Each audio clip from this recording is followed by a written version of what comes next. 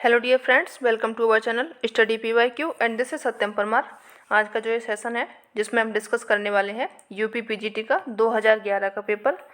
जैसा कि हमने आपसे बोला है कि हम इसमें आपको 10,000 प्लस क्वेश्चन कवर कराएंगे, जिसमें कि MCQ एंड PYQ मिक्स रहेंगे, जो कि टोटल ज्योग्राफी से ही संबंधित रहेंगे।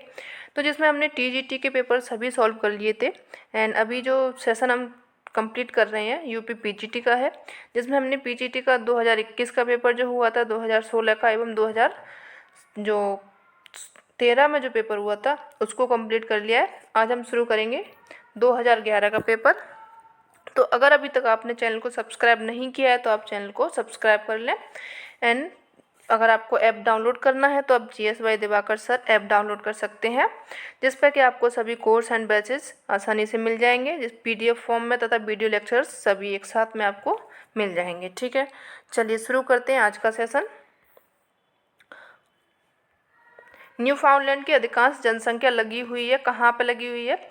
लकड़ी काटने में, मछली पकड़ने में, या फिर शिकार करना, या फिर दुग्ध उत्पादन करना। तो इनका जो न्यू फाउंडलैंड है उसकी जनसंख्या ज़्यादातर किस में लगी हुई है? मछली पकड़ना। बी ऑप्शन इसका सही हो जाएगा। गल्फ स्ट्रीम जो है पूर्वी तट के साथ साथ हैट्रस अंतरीप से ग्रांड वैन तक बहती है। कहाँ से बहती है ये?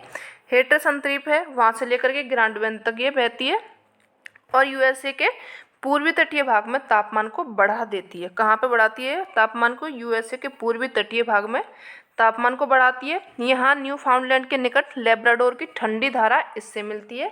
क्या मिलती है? न्यू फाउंडलैंड के पास में लेब्राडोर की ठंडी धारा आती है, जो कि यहाँ पे मिलती है, जिससे धुंध व कोहरा बन जाता है। क्या बन जाता है? धुंध बन जाता है, कोहरा बन जाता है। जो ये क्षेत्र बनता है वो क्या होता है? मछलियों के लिए काफ़ी अच्छा क्षेत्र बनता है।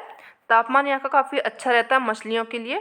तो जहाँ पे क्या मछलियों के लिए पर्याप्त भोजन प्लैंकटन आसानी से प्राप्त हो जाता है। इसी कारण यहाँ मछलियाँ पकड़ने के काम में अधिकांश जनसंख्या लगी हुई है। जब मछलियों के लिए खाना उत्पादन हो रहा है वहाँ पे, तो इंसानों के लिए भी होगा, क्योंकि इंसान मछली खा रहे हैं वहाँ के। तो दोनों का ही काम आसानी से चल रहा है। चलिए आगे बढ़ते हैं। वर्तमान में वन संसाधनों के घटने में सबसे महत्वपूर्ण कारण क्या है? मिट्टी का अपरदन हो रहा है, बनी आग हो रहा है, या फिर बाढ़ें हैं, या फिर अधिक गिरना है। तो जो वन आग हो रहा है, आपका वन में आग लग रही है, बी ऑप्शन इसका सही हो जाएगा। इसके कारण सबसे ज़्यादा वन संसाधन घट रहे हैं। वर्तमान समय वन संसाधनों के घटने में सबसे महत्वपूर्ण भूमिका जो निभाती है वो निभाती है बनी आग। देश में उत्तराखंड के जंगलों में भीषण आग लग जाने से वहाँ के वन क्षेत्र राख में बदल गए। किस में बदल गए? जो उत्तराखंड के जंगल थे उसमें आग लगी, क्षेत्र किस में बदल गए? राख में बदल गए। ऑस्ट्रेलिया और कनाडा में भी बनी आग की समस्या अक्सर बनी रहती है। चलिए आगे बढ़ेंगे। मछली पकड़ना, शिकार करना, भोजन एकत्रित करना कौन सी क्रियाओं में आती हैं? ये कौन सी क्रियाएं कौन सी जनजाति करती है? इसमें क्वेश्चन ये अधूरा है, पर चलो कोई बात नहीं, नीचे तो जनजाति ही दी गई है। तो मलेशिया के सेमांग हैं, पूर्वी अफ्रीका के मसाई हैं, या फिर मध्य एशिया के खिरगीज हैं। तो जो मलेशिया के सेमांग हैं ये क्या करते हैं? मछली पकड़ते हैं, शिकार करते हैं, और इनके साथ में क्या करते हैं? भोजन का एकत्रण करते हैं। भोजन एकत्र करना, मछली पकड़ना एवं शिकार करने की क्रिया मलेशिया के सेमांग द्वारा की जाती है। ये विषुवत-रेखीय पेटी में दक्षिणी थाईलैंड, कहाँ पर? ये दक्षिणी थाईलैंड और मलेशिया की पहाड़ियों में निवास करते हैं जो सेमांग लोग होते हैं। सेमांग लोग मुख्यतः कैसे होते हैं? शाकाहारी होते हैं। शाकाहारी भोजन में कमी आने पर उन्हें मछली पकड़ने पर बाध्य होना पड़ता है। जब शाकाहारी भोजन उनको नहीं मिलता है तो वे क्या करते हैं? मछलियों का पकड़ते हैं, उन्हीं का भोजन करते हैं। भोजन एकत्र करने का कार्य महिलाएं करती हैं, परंतु कभी कभी पुरुष भी सहयोग कर देते हैं। चलिए आगे बढ़ते हैं। फ्रेंड्स, अगर आपको किसी भी कॉम्पिटिटिव एग्जाम की तैयारी करनी है तो मेरा चैनल है, आप सर्च करेंगे कॉम्पिटिटिव क्लासेस सत्यम परमार के नाम से, तो वो आपको मिल जाएगा, जिसमें कि आपको हिस्ट्री, ज्योग्राफी, पॉलिटी, इकोनॉमिक्स, सभी जो GS का पार्ट है तथा हिंदी है, सभी उसमें डिटेल में तथा उसके जो पॉइंट्स होते हैं वो भी कराए जा रहे हैं। तो अगर अभी तक आपने वो चैनल सब्सक्राइब नहीं किया है तो आप उस चैनल को भी सब्सक्राइब कर दें। ठीक है। वेबर का औद्योगिक अवस्थिति मॉडल ब्रिटेन में बदलते अवस्थिति को वर्णित करने में सहायक है। किसको? लौह इस्पात उद्योग को, सूती वस्त्र उद्योग को, जलयान निर्माण उद्योग को, या फिर भारी इंजीनियरिंग उद्योग को। तो ये किसको है, किसमें सहायक है? ये लौह इस्पात उद्योग में। ए ऑप्शन इसका सही हो जाएगा। उद्योगों के स्थानीयकरण का सिद्धांत प्रतिपादन करने का सर्वप्रथम जो प्रयास किया था अर्थशास्त्री थे अल्फ्रेड वेबर ने किया था। उनका उद्योग के स्थानीयकरण का सिद्धांत 1909 ईस्वी में प्रतिपादित हुआ था। ओबेरडेन स्टैंडर्ड डेर इंडस्ट्री ये नामक इनकी पुस्तक प्रकाशित हुई थी। ये किस भाषा में थी? जर्मन भाषा में थी। ठीक है। इनका यह सिद्धांत ब्रिटेन के बदलते लोह इस्पात उद्योग को वर्णित करने में सहायक था। किसका? ये काय का सिद्धांत था? ये जो ब्रिटेन में लोह इस्पात उद्योग बदल रहा था उसको जो वर्णन कर रहा था सही से, वो था अल्फ्रेड वेबर का सिद्धांत था। चलिए आगे बढ़ते हैं। दो प्रमुख सूती वस्त्र के कारखाने अगस्टा व अटलांटा स्थित हैं। कहाँ पे स्थित हैं ये आपके? दक्षिण कैरोलिना में, मैसाचुसेट्स में, या फिर उत्तरी कैरोलिना में, या फिर जॉर्जिया में। तो ये स्टेट आपके स्थित हैं जॉर्जिया में। डी ऑप्शन इसका सही हो जाएगा। चलिए आगे बढ़ेंगे, इसकी एक्सप्लेनेशन देख लेंगे। सूती वस्त्र उद्योग प्रथम उद्योग है जो सूती वस्त्र का उद्योग माना जाता है। वो कैसा माना जाता है? प्रथम उद्योग माना जाता है जो कि आधुनिक कारखाना प्रणाली से प्रभावित हुआ है। संयुक्त राज्य अमेरिका सूती वस्त्र उद्योग के दो प्रमुख प्रदेश हैं। पहला कौन सा है? दक्षिणी न्यू इंग्लैंड, एवं दूसरा है दक्षिणी प्रदेश। दक्षिणी प्लेसन प्रदेश में मध्य वर्जीनिया से लेकर के मध्य अल्बामा तक लंबी पेटी में उद्योगों का विस्तार पाया जाता है। कहाँ से लेकर के? वर्जीनिया से लेकर के अल्बामा तक उद्योगों का विस्तार है, जिसमें जॉर्जिया में अगस्टा व अटलांटा दो प्रमुख सूती वस्त्र हैं। जॉर्जिया में कौन कौन सी हैं? अगस्टा है एवं अटलांटा है। ठीक है। चलिए आगे बढ़ते हैं।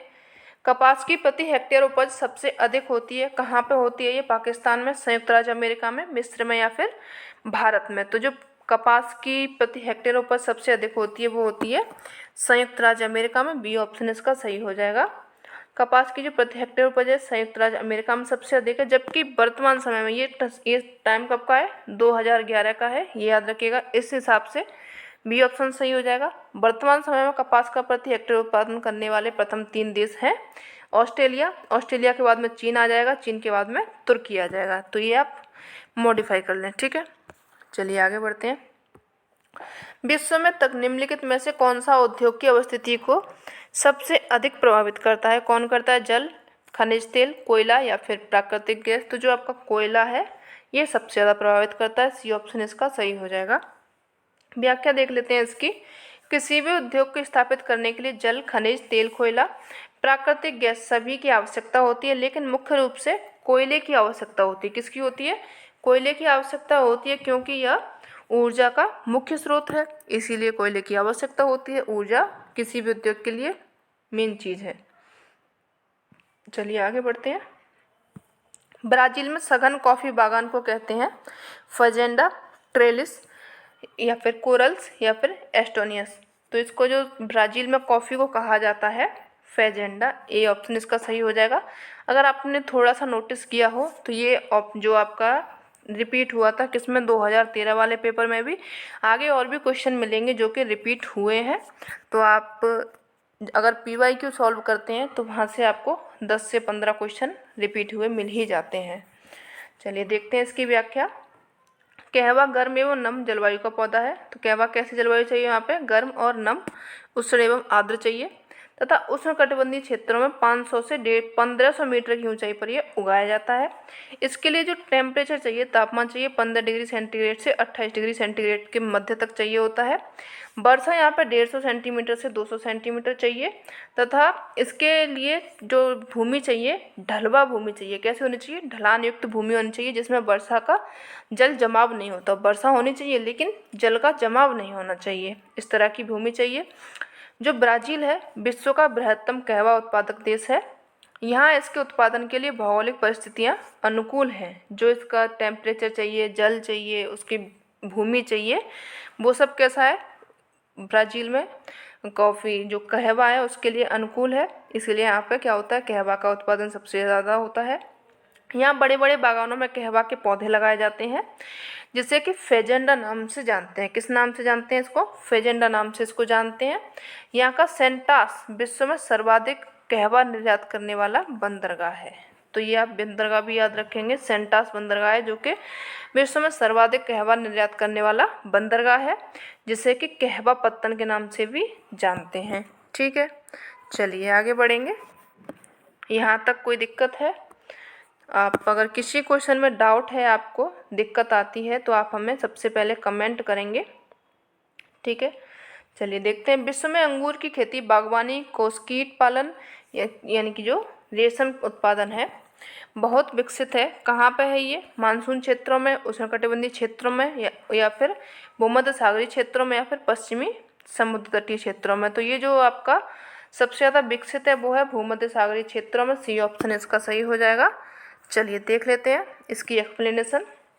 भूमध्य सागर के आसपास विस्तृत होने के कारण इसका नामकरण भूमध्य सागरीय जलवायु प्रदेश किया गया है। ये जलवायु प्रदेश भूमध्य रेखा के दोनों ओर 30 डिग्री से 40 डिग्री अक्षांशों के मध्य में महाद्वीपों के पश्चिमी भागों में पाई जाती है। कहाँ पे पाया जाता है? महाद्वीपों के पश्चिमी भाग में पाया जाता है। यहाँ पर क्या होता है? नींबू होता है, अंगूर होता है, संतरा है, जैतून है, अंजीर है, खुबानी, ये सब कैसे रसीले फल का यहाँ पे उत्पादन होता है।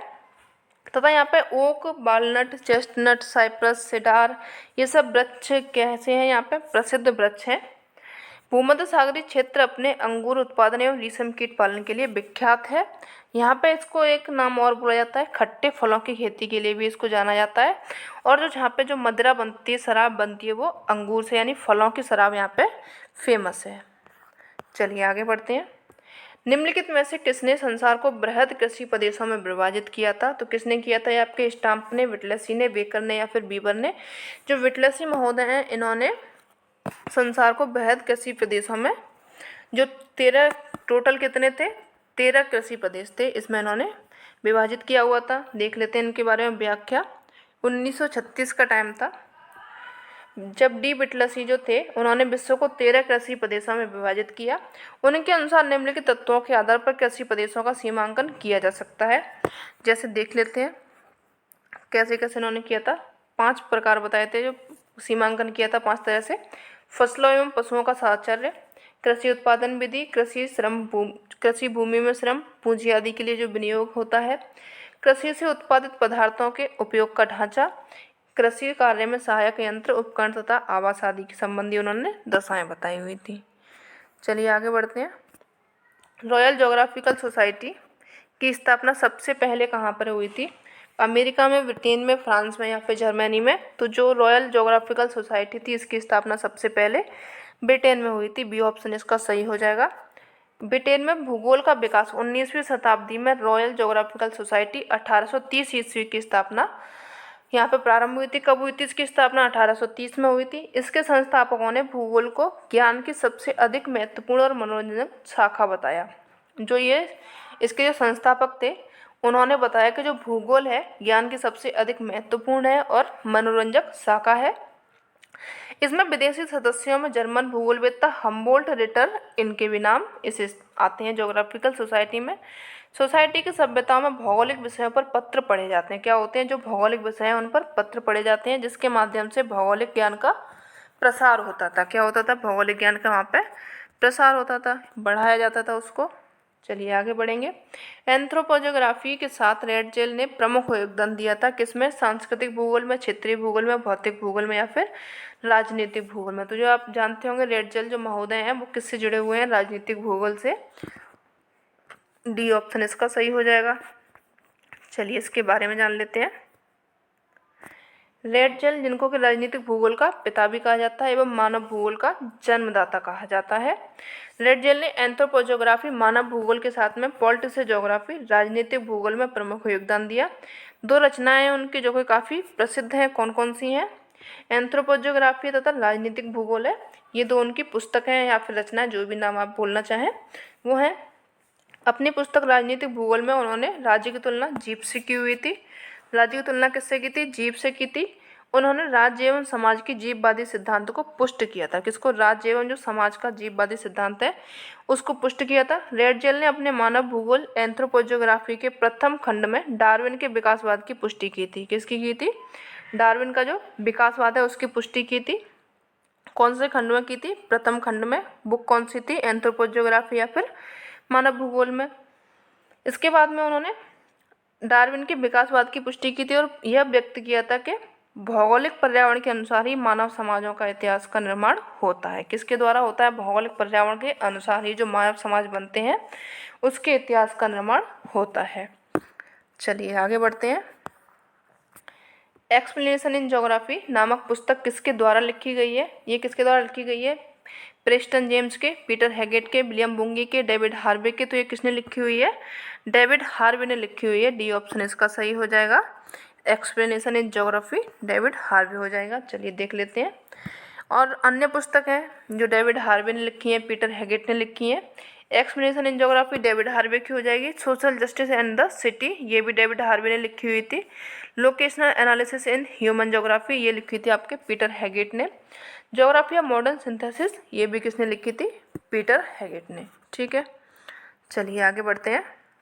ज्योग्राफिकल सोसाइटी, जिसके बारे में अभी हमने पढ़ा हुआ था, इसके जो मुख्यालय है वो है कहाँ पे? तो इसका जो मुख्यालय है वो कोलकाता में। सी ऑप्शन इसका सही हो जाएगा।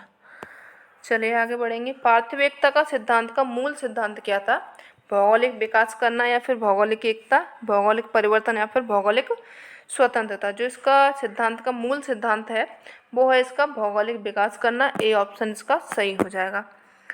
चलेंगे इसकी व्याख्या देख लेंगे।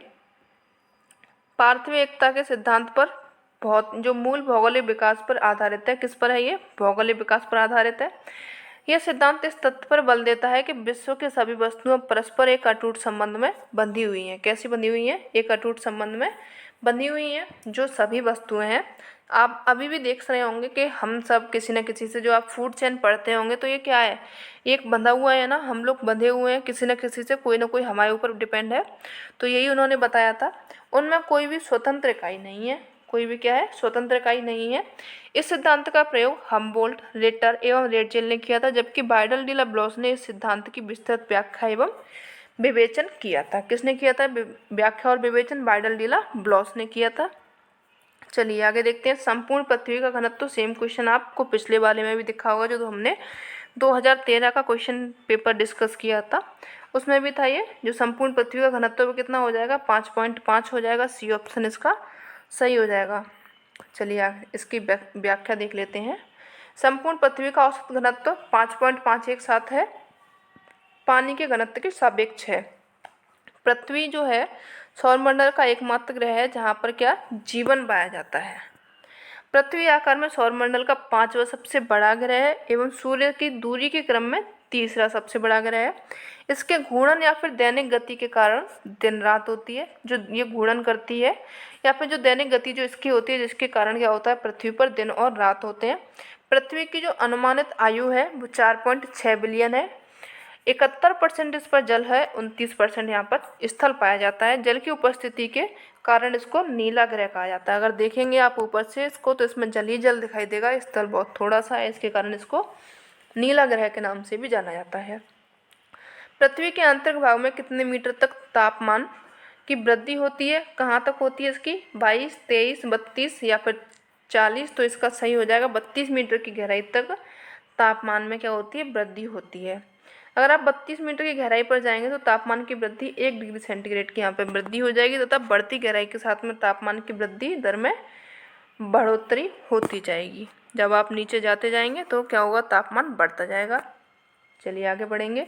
कोर मध्यस्थ क्षेत्र में कौन सी लहरें प्रभावित हो सकती हैं? कौन सी लहरें चलती हैं कोर में? प्राथमिक लहरें, द्वितीयक, धरातलीय या फिर प्राथमिक व द्वितीय। जो कोर में जाती हैं आपकी प्राथमिक लहरें। ए ऑप्शन इसका सही हो जाएगा। चलिए इसके बारे में देख लेते हैं। प्राथमिक लहरें ठोस, तरल, गैस तीनों माध्यम से होकर ही गुजर सकती हैं। इसी कारण जो प्राथमिक लहरें हैं यही कोर के मध्यस्थ क्षेत्र में प्रभावित हो सकती हैं, जबकि द्वितीयक तरंग केवल ठोस के माध्यम से गुजर सकती हैं और तरल माध्यम में लुप्त हो जाती हैं। तो धरातलीय तरंगें मुख्यतः धरातल तक ही सीमित रहती हैं। जो क्या सरफेस वेव होती हैं वो सरफेस पर ही रह जाती हैं। तो इस हिसाब से जो आपकी प्राथमिक लहरें हैं वो कहाँ तक जा सकती हैं? कोर क्षेत्र तक जा सकती हैं। चलेंगे आगे बढ़ेंगे। पृथ्वी में किस गहराई पर ठोस पदार्थ तरलावस्था में मिलते हैं? कौन सी गहराई है इसमें? 32 किलोमीटर, 50 किलोमीटर, 80 किलोमीटर या फिर 100 किलोमीटर। तो 100 किलोमीटर की गहराई में आपको ठोस पदार्थ जो पदार्थ होते हैं वो कहाँ पे पहुँच जाते हैं? तरल अवस्था में पहुँच जाते हैं। देख लेते हैं इसके बारे में व्याख्या। मेंटल में 100 से 200 किलोमीटर की गहराई पर भूकंपीय तरंगों में क्या होती है? गति मंद हो जाती है। इस भाग को निम्न गतिक मंडल कहा जाता है या फिर इसको दुर्बलता मंडल के नाम से भी जाना जाता है। यह भाग अपेक्षाकृत पिघली हुई अवस्था में है। इस भाग में ठोस पदार्थ तरलावस्था में मिलते हैं। कैसे मिलते हैं? तरल अवस्था में ये पहुंच जाते हैं, पिघले हुए अवस्था में पहुंच जाते हैं। गुटेनबर्ग असंबद्धता बीच में है, किसके बीच में है ये? सियाल व सीमा के, सियाल व अंतरम की सीमा के, मेंटल व अंतरम की सीमा के व उपरोक्त में से कोई नहीं। तो जो मेंटल व अंतरतम की जो सीमा है उसके बीच की असंबद्धता जिसको भी जाना जाता है गुटेनबर्ग असंबद्धता के नाम से, सी ऑप्शन इसका सही हो जाएगा। चलिए देख लेते हैं इसके बारे में। पृथ्वी की सभी परतों के बीच एक असंबद्धता व्याप्त है जो सभी भाग को एक दूसरे भाग से अलग करती है। ऊपरी क्रस्ट एवं निचले क्रस्ट के बीच घनत्व संबंधी जो असंबद्धता है जिसको कि बोला जाता है कॉनरॉड असंबद्धता। भूपटल व मेंटल संबंधी असंबद्धता को मोहो असंबद्धता बोला जाता है, जो कि मोहरोविसिक या फिर मोहरोविकी का संबद्धता द्वारा अलग किया जाता है।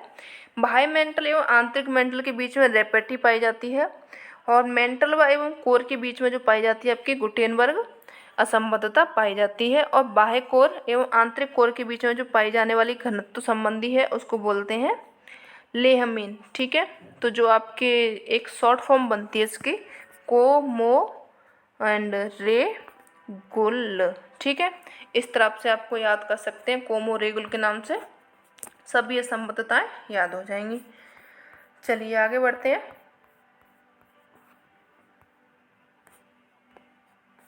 निम्नांकित में से कौन सा स्थल रूप भ्रंश द्वारा नहीं बनता है? कौन सा है वो? ग्रावेन है, होस्ट है, भ्रंशगाठी है, नापे है। तो जो भ्रंश द्वारा नहीं बनता वो बनता है आपका नापे। नापे किस तरह से बनता है? एक बलन के द्वारा बनता है, ये देख लेते हैं इसके बारे में।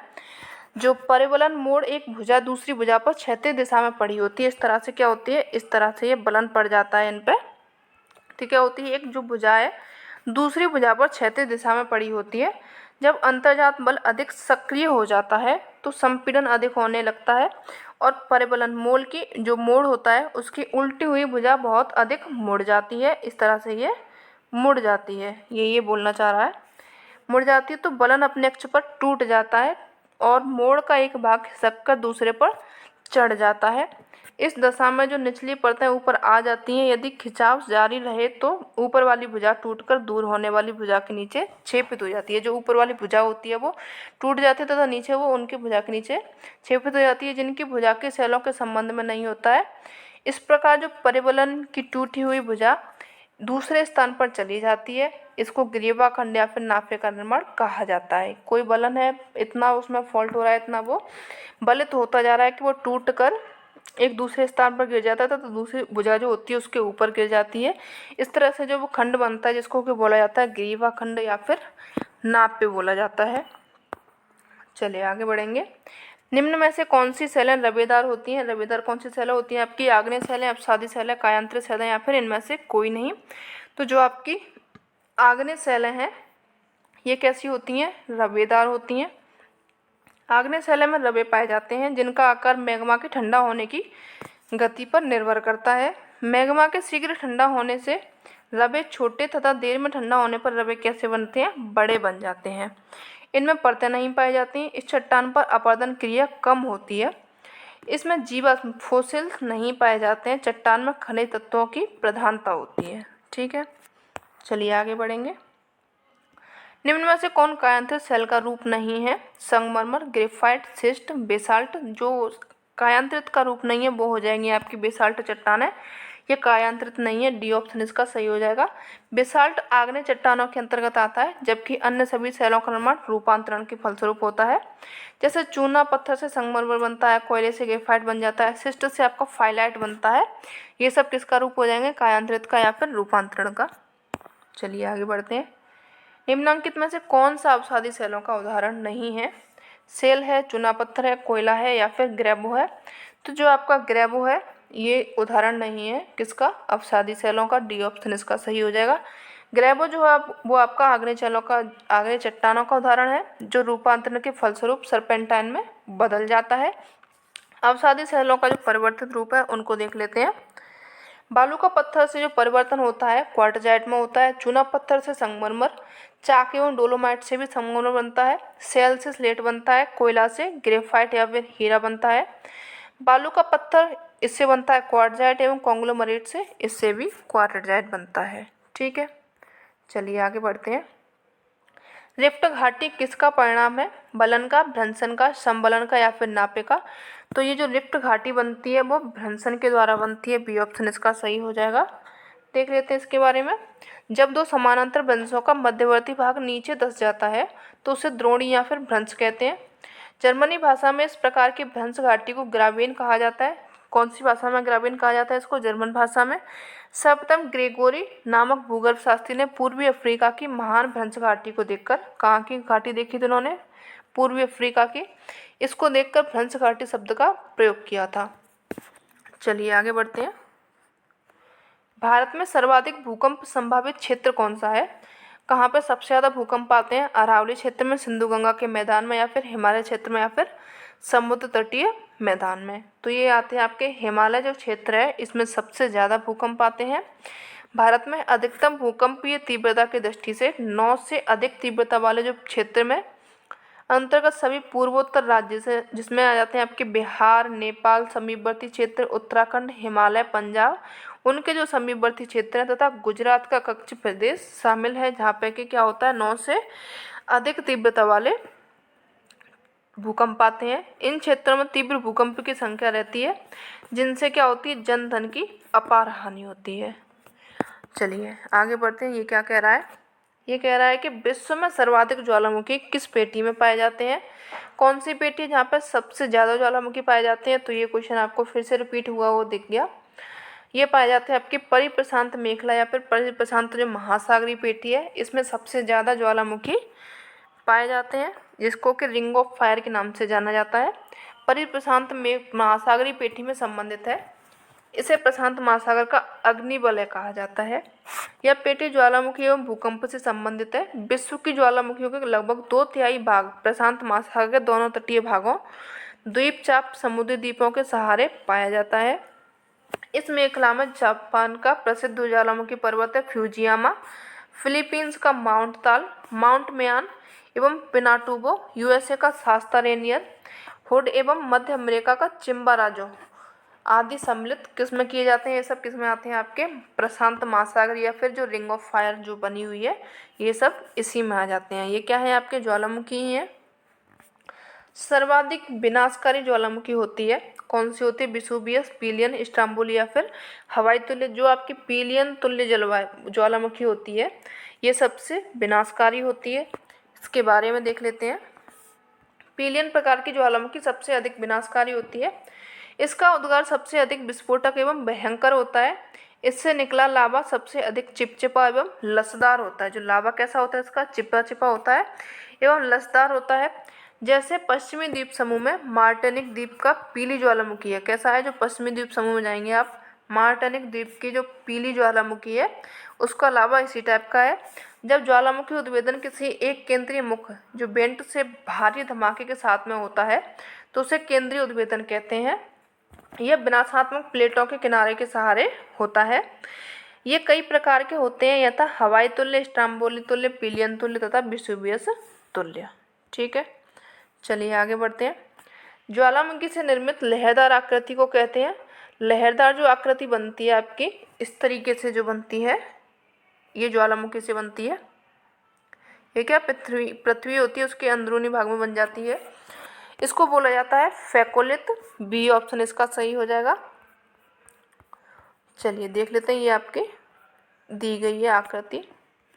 जब मैग्मा का निक्षेप तरंगों के रूप में होता है तो उसे फेकोलित कहा जाता है। मोड़ों की अपनति एंटीक्लाइन एवं अभिनति सिंक्लाइन में लावा के जमाव के फलस्वरूप इस संरचना का विकास होता है। ये बन गया आपका क्या? फेकोलित।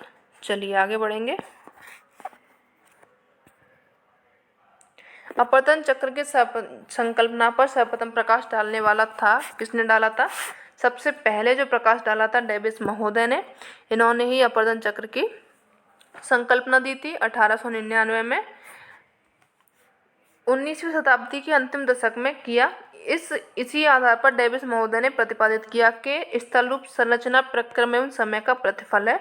इसको बोला जाता है ट्रायो ऑफ डेविस या फिर डेविस का त्रिकूट के नाम से इसको जानते हैं, संरचना, प्रक्रम एवं अवस्था। ठीक है, चलिए आगे बढ़ते हैं।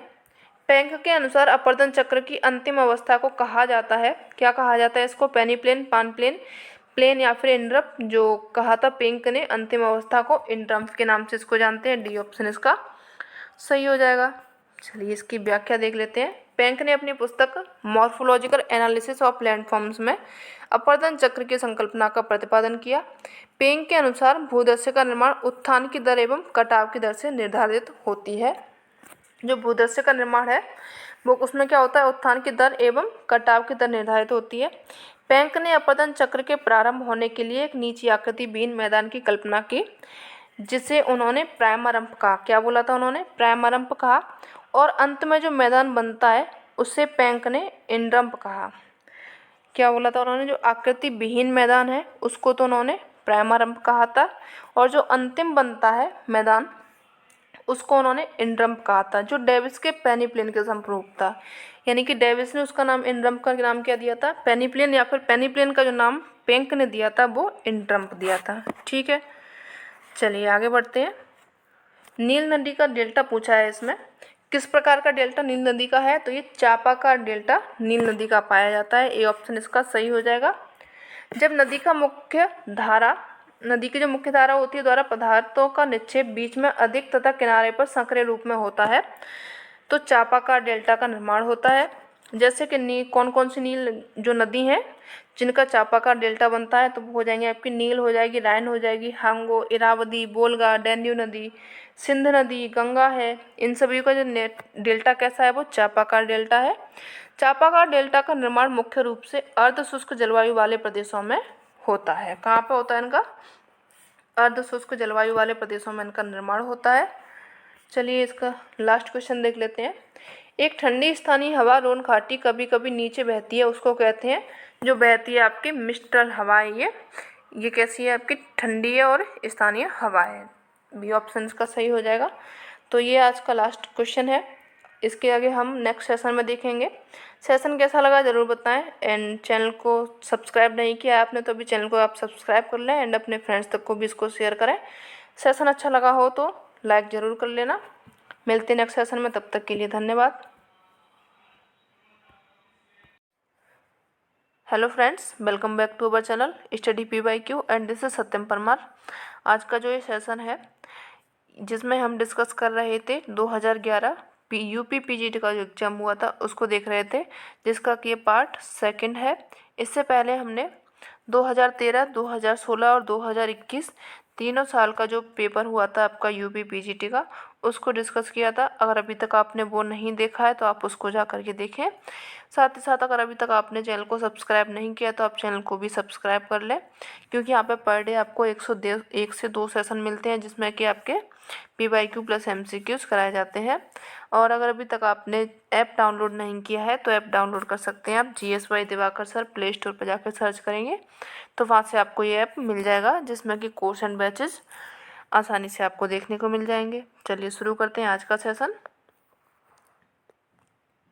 कुल सौर ऊर्जा का सर्वाधिक भाग होता है। सबसे ज़्यादा सौर ऊर्जा का भाग कैसे होता है? वो आता है अपने यहाँ पे पृथ्वी पर किस तरीके से आता है? दीर्घ तरंगों के रूप में, लघु तरंगों के रूप में, या फिर मध्य तरंगों के रूप में, या फिर परावैंगी तरंगों के रूप में। तो जो भाग आता है पृथ्वी पर वो आता है लघु तरंगों के रूप में। ठीक है, बी ऑप्शन इसका सही हो जाएगा। व्याख्या इसकी देख लेते हैं। पृथ्वी कुल सौर ऊर्जा का सर्वाधिक भाग लघु तरंगों के रूप में प्राप्त करती है। जब वो सूर्य से प्राप्त ऊर्जा प्राप्त करती है पृथ्वी, तो वो किस रूप में आती है? लघु तरंगों के रूप में आती है। और इस अवशोषित ऊष्मा को दीर्घ तरंगों के रूप में विकसित करती है, विकृत कर देती है, यानी कि परावर्तित करती है। अब जो ऊष्मा है उसको अवशोषित कर लेती है, लेकिन जब वो परावर्तित करती है तो वो कैसे कर देती है? दीर्घ तरंगों के रूप में करती है, जिसे कि भौमिक विकिरण कहा जाता है। क्या कहा जाता है इसको? भौमिक विकिरण कहा जाता है। पृथ्वी औसत तापमान एक समान रहता है। जो पृथ्वी पर तापमान रहता है वो कैसा रहता है? एक समान रहता है। यह सूर्याताप एवं भौमिक विकिरण में संतुलन के कारण ही संभव हुआ है। ये किसके कारण में संतुलन चलता है इनमें? जो सूर्याताप आपका आता है, भौमिक विकिरण जो आती ऊष्मा है, जाती ऊष्मा है, इसके कारण ही क्या होता है? जो पृथ्वी का तापमान है समान रहता है। इस संतुलन को ही पृथ्वी का ऊष्मा बजट कहते हैं। क्या बोला जाता है इसको? पृथ्वी का ऊष्मा बजट इसको कहा जाता है। ठीक है, चलिए आगे बढ़ते हैं। ये कह रहा है कि अपसौर की स्थिति होती है। अपसौर की स्थिति आपकी कब होती है? 3 जनवरी को, 21 जून को, 4 जुलाई को या फिर 22 दिसंबर को। तो जो अपसौर की स्थिति होती है ना, ये तब होती है जब क्या होता है कि सूर्य पृथ्वी से दूर होता है, या फिर जो सूर्य और पृथ्वी में दूरी जब ज़्यादा होती है, सबसे ज़्यादा, वो जो स्थिति होती है आपकी अपसौर की स्थिति होती है। और जब सबसे सूर्य और पृथ्वी नज़दीक होते हैं जिस दिन को, वो होती है आपकी उपसौर की स्थिति। तो जो ये अपसौर की स्थिति होती है वो 4 जुलाई को होती है, सी ऑप्शन इसका सही हो जाएगा। और यहीं अगर उपसौर की स्थिति पूछा जाए तो वो होती है आपकी 3 जनवरी को। ठीक है, देख लेते हैं इसकी व्याख्या भी। सूर्य से पृथ्वी की दूरी वर्ष भर समान नहीं रहती है, बल्कि क्या होती है, ये घटती बढ़ती रहती है, कम बढ़ होती रहती है। 3 जनवरी को पृथ्वी सूर्य के सबसे समीप 147 करोड़ किलोमीटर, जिसे कि उपसौर कहते हैं। जो 3 जनवरी है, पृथ्वी क्या होती है, सूर्य के सबसे ज़्यादा नज़दीक होती है, जिसकी दूरी कितनी है, 147 करोड़ किलोमीटर है, जिसको कि उपसौर या फिर पेरिहेलियन कहा जाता है। और 4 जुलाई को सूर्य जो सबसे अधिक दूरी होती है पृथ्वी की सूर्य से, 152 करोड़ किलोमीटर होती है। कितनी होती है? 152 करोड़ किलोमीटर होती है। इसे अपसौर या फिर अपहेलियन कहा जाता है। ठीक है, चलिए आगे बढ़ते हैं। ओजोन गैस की अधिकता किसके मध्य में होती है? ये कितने किलोमीटर से कितने किलोमीटर में ओजोन गैस सबसे ज़्यादा प्रभावित रहती है? तो वो रहती है 15 से 35 किलोमीटर के बीच में। तो चलिए इसकी एक्सप्लेनेशन देख लेते हैं। समताप मंडल में 15 से 35 किलोमीटर की ऊंचाई तक ओजोन परत की सघनता पाई जाती है। पहला तो ये कि ओजोन परत पाई किस में जाती है, तो ये पाई जाती है आपके समताप मंडल में। हाइट अगर पूछी जाए तो ये पाई जाती है 15 से 65 किलो, जो अगर हाइट पूछी जाए तो 15 से 50 के बीच में होती है। लेकिन सबसे ज़्यादा जो प्रभावी रहती है वो कहाँ पर रहती है, तो ये रहती है 15 से 35 किलोमीटर के बीच में ऊंचाई तक रहती है ये। अतः इसे ओजोन मंडल भी कहा जाता है। जो ये समताप मंडल का ये वाला पार्ट है ना, 15 से 35 किलोमीटर का, इसको ही बोला जाता है क्या, ओजोन मंडल भी इसको बोला जाता है। क्लोरोफ्लोरोकार्बन, CFC जिसको बोला जाता है, हेलोन जैसी हेलोजेनेटेड गैसों के कारण इस मंडल में काफ़ी नुकसान हुआ है। ये जो CFC है आपकी, क्लोरोफ्लोरोकार्बन है, हेलोन है, इन जैसी ये गैस है, इनके कारण क्या हुआ है, जो ओजोन परत है इसमें काफ़ी नुकसान देखने को मिला है।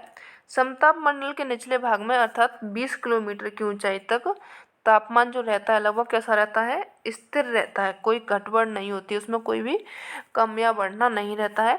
परंतु जब ऊपरी भाग में जाएंगे आप 50 किलोमीटर की ऊंचाई तक, तापमान कैसा होता है, क्रमशः बढ़ता जाता है। जब आप ज़्यादा हाइट पर पहुँचोगे, 20 से ऊपर की हाइट में पहुँचोगे, तो तापमान क्या होता है, बढ़ता जाता है। इसका कारण यह है कि यहाँ सूर्य की पराबैंगनी किरणों का अवशोषण करने वाली ओजोन गैस मौजूद होती है। जो गैस है आपकी ओजोन परत 15 से 35 किलोमीटर के बीच में है, तो ये क्या करती है, जब सूर्य से जो किरणें आती हैं, पराबैंगनी किरणें, तो ये उन लोगों को अवशोषित कर लेती है। इसी के कारण क्या होता है कि वहाँ पर तापमान बढ़ता जाता है। जो 20 किलोमीटर तक का जो तापमान है वो कैसा रहता है, स्थिर रहता है। लेकिन 20 से ऊपर जाएंगे तो तापमान बढ़ता जाता है। ठीक है, चलिए आगे बढ़ते हैं। अव्यवहानिक व्युत्क्रमण होता है, ये क्या होता है, उच्च धरातल पर वायु के संपीड़न से, चक्रवात के समय पे, या फिर मेघाच्छादित आकाश से। तो जो ये होता है अव्यवहानिक व्युत्क्रमण, ये होता है चक्रवात के समय पे। देख लेते हैं इसकी एक्सप्लेनेशन। अव्यवहानिक जो व्युत्क्रमण है चक्रवात के समय उत्पन्न होता है, इसलिए इसे चक्रवाती प्रतिलोपन की संज्ञा दी जाती है। क्या बोला जाता है इसको, चक्रवाती प्रतिलोपन बोला जाता है।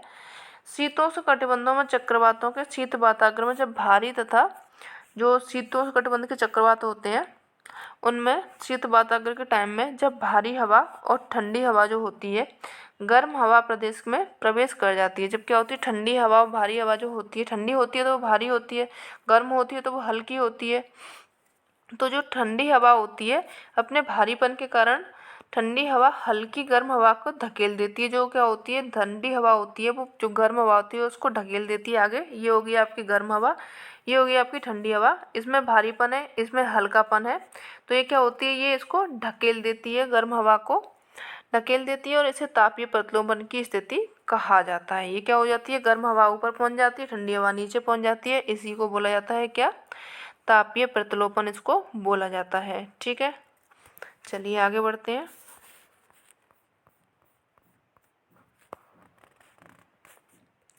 निम्नलिखित में से कौन सा युग्म सुमेलित नहीं है? तो ये आपकी कुछ पवनें दी गई हैं और ये इनसे संबंधित स्थान दिए गए हैं, कौन सी पवन कहाँ पर चलती है। तो जो सांता आना है आपकी कैलिफोर्निया में चलती है, ये ठीक है आपकी। ये जो खमसिन है आपकी अरब में नहीं चलती है, कहाँ चलती है? मिस्र में चलती है, ठीक है। ये कहाँ पर चलती है? मिस्र में चलती है। बाकी फ़ोन आपकी स्विट्ज़रलैंड में चलती है, मिस्ट्रल फ्रांस में चलती है। ये तीनों वेस्ट सही है। बाकी गलत जो है आपका बी ऑप्शन सही हो जाएगा, खमसिन अरब में ना चल करके मिस्र में चलती है। चलिए आगे बढ़ते हैं। निम्नलिखित में से कौन सा बादल अत्यधिक तीव्र वर्षा के लिए जिम्मेदार है? कौन सा बादल है जिससे कि सबसे ज़्यादा वर्षा होती है? तो ये आपका कपासी बादल है या फिर कपासी वर्षा बादल है, वर्षा स्तरीय या फिर पछाव स्तरीय। तो जो आपका कपासी वर्षा बादल है इसके कारण सबसे ज़्यादा वर्षा देखने को मिलती है। व्याख्या इसकी देख लेते हैं। कपासी वर्षा बादल अत्यधिक तीव्र वर्षा के लिए जिम्मेदार होते हैं। यह मेघ अत्यधिक लंबवत विकास वाले मेघ होते हैं। ये क्या होते हैं? सबसे अत्यधिक लंबवत विकास वाले होते हैं। मूसलाधार इनमें वर्षा होती है, ओला पड़ते हैं, त्वरित झंझा लाना इन्हीं का काम होता है। इन मेघों की प्रमुख विशेषता होती है, इसमें क्या क्या हो जाता है? मूसलाधार जो बारिश आपकी चलती है कई कई घंटों तक जो चलती रहती है वो वाली बारिश, साथ में जिनके ओले पड़ते हैं, ओले जो पड़ते हैं, जो हवा तूफानी हवाएं जिनके साथ में चलती हैं, त्वरित झंझा जो आता है आपका, जैसे कि हवा के साथ में जोरदार बारिश जो चलती है वो क्या है? इन मेघों की पहचान होती है। ये प्राय विषुवत रेखीय प्रदेशों में वर्षा करते हैं। कहाँ पे करते हैं? ये विषुवत रेखीय प्रदेशों में ये बादल जो है वर्षा करते हैं। विषुवत रेखीय प्रदेशों में 4 बजे की वर्षा हेतु, यानी कितना टाइम है ये? 4 बजे के करीब में कपासी वर्षा बादल ही जिम्मेदार होते हैं। जो 4 बजे करीब में पर डे यहाँ पे विषुवत रेखीय प्रदेशों में आपको वर्षा देखने को मिलती है, तो उसका जो कारण मेन है वो कपासी वर्षा बादल ही है। इसमें रुक रुक कर भारी वर्षा होती है, यानी कि थोड़ा टाइम रुक गया फिर वर्षा होने लगी, फिर थोड़ी देर रुक गया फिर वर्षा होने लगी। इस तरीके से इसमें वर्षा देखने को मिलती है, ठीक है। चलिए आगे बढ़ते हैं। नेफोमीटर से किसका मापन किया जाता है? नेफोमीटर से वर्षा की मात्रा का, बादल की दिशा एवं गति का, सागरीय लवणता का या फिर उपरोक्त सभी का। तो जो नेफोमीटर है उससे बादलों की दिशा का मापन एवं गति का मापन किया जाता है। चलिए और देख लेते हैं इसके बारे में। नेफोमीटर वह यंत्र है जिसके द्वारा बादलों की दिशा एवं गति ज्ञात की जाती है। आइसो हाइट क्या होता है? आइसो हाइट होता है वर्षा के समान मात्रा वाले स्थान को जो मिलाने वाली रेखा होती है उसको बोला जाता है आइसो हाइट। एवं आइसो हेलाइन क्या होता है? ये क्या होती है? लवणता को मापती है, समुद्र जल में खारेपन की समान मात्रा, यानी कि जो समान लवणता वाले स्थान को प्रदर्शित करती है उसको बोला जाता है आइसो हेलाइन। चलिए आगे बढ़ते हैं। बिलिबिली किस प्रकार के तूफान है? बिलिबिली ये कैसा है आपका? शीतोष्ण कटिबंध है, समशीतोष्ण कटिबंध है या फिर उष्ण कटिबंध है या फिर ध्रुवीय है। तो जो बिलिबिली है पहले तो ये आता कहाँ पे? ये आता है आपके ऑस्ट्रेलिया में, ठीक है। कहाँ पे आता है ये आपका? ऑस्ट्रेलिया में आता है। और साथ में ये किस प्रकार का तूफान है? तो ये है आपका उष्ण कटिबंधीय तूफान। ऑस्ट्रेलिया में भी ये कहाँ पे आता है? तो ये आता है आपके पश्चिमी तट पर, जो उत्तरी पश्चिमी तट है ऑस्ट्रेलिया का उस पर ये बिलिबिली देखने को मिलता है। चलिए आगे बढ़ते हैं। चीन में सर्वाधिक टाइफून किस महीनों में आते हैं? ये भी क्या है? टाइफून है क्या? ये भी आपका एक चक्रवात ही है। किस महीने में ये आता है? तो ये आता है जनवरी से मार्च में या फिर मार्च से जून में, जुलाई से नवंबर में या फिर नवंबर से जनवरी में। तो जो जुलाई से नवंबर का महीना है इसमें चीन में सबसे ज़्यादा टाइफून देखने को मिलता है। चलिए आगे बढ़ते हैं। चीन के दक्षिण पश्चिमी तटीय भागों में, जो दक्षिण पूर्वी तटीय भागों में ग्रीष्म ऋतु में चलने वाले चक्रवात के कारण सर्वाधिक वर्षा होती है। क्या होता है यहाँ पर? ग्रीष्म ऋतु में जो सबसे ज़्यादा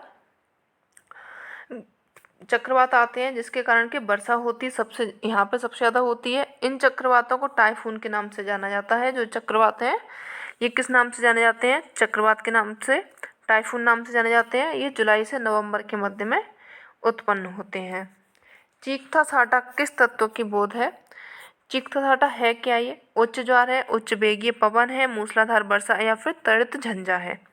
तो जो ये आपकी है चीखता साटा, ये उच्च वेगीय पवन है जो कि दक्षिण में देखने को मिलती है। कहाँ पे मिलती है आपको? दक्षिणी गोलार्ध में। ये आपका दक्षिणी गोलार्ध में स्थल की कमी के कारण पछुआ हवाओं की इतनी गति तेज हो जाती है कि हवाएं तूफानी हो जाती हैं। जब आप जाओगे मैप में देखोगे आप दक्षिणी गोलार्ध में, तो जब वो 50 30 40 डिग्री से आप जाओगे 60 के बीच में, तो वहाँ पे क्या है, कोई भी आपको स्थल नहीं मिलेगा, यानी कि लैंड नहीं मिलेगा, सिर्फ वहाँ पे ओशियन जो समुद्र है वही मिलेंगे।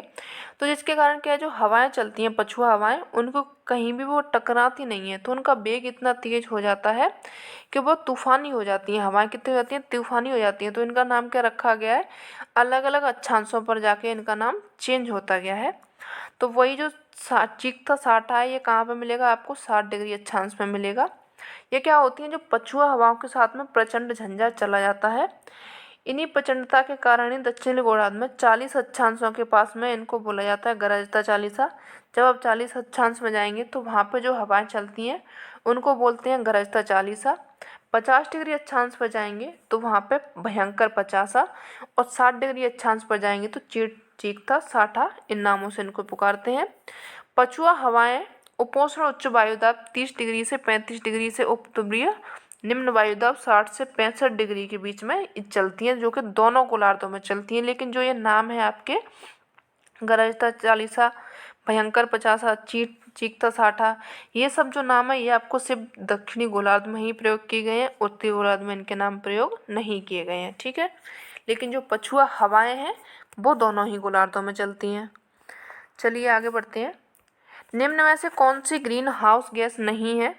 ग्रीन हाउस गैस कौन सी नहीं है? कार्बन डाइऑक्साइड ये तो है, मीथेन भी है, नाइट्रस ऑक्साइड भी है। ऑर्गन जो है आपकी, ये ग्रीन हाउस गैस का उदाहरण नहीं है। व्याख्या इसकी देख लेते हैं। ऑर्गन ग्रीन हाउस गैस नहीं है और सभी ग्रीन हाउस गैसें हैं। नाइट्रोजन गैस ऑक्सीजन को तनु डाइल्यूट करके प्रज्वल को नियंत्रित करने का कार्य करती है। ये कौन सी गैस के बारे में बता रहा है? नाइट्रोजन के बारे में। कार्बन डाइऑक्साइड गैस पृथ्वी से होने वाले दीर्घ तरंग विकिरण को आंशिक रूप से सोखकर उसे गर्म करती है। ये क्या करती है? सब कहीं ना कहीं जो प्रभावी हो रहा है, किसको कर रहा है ये?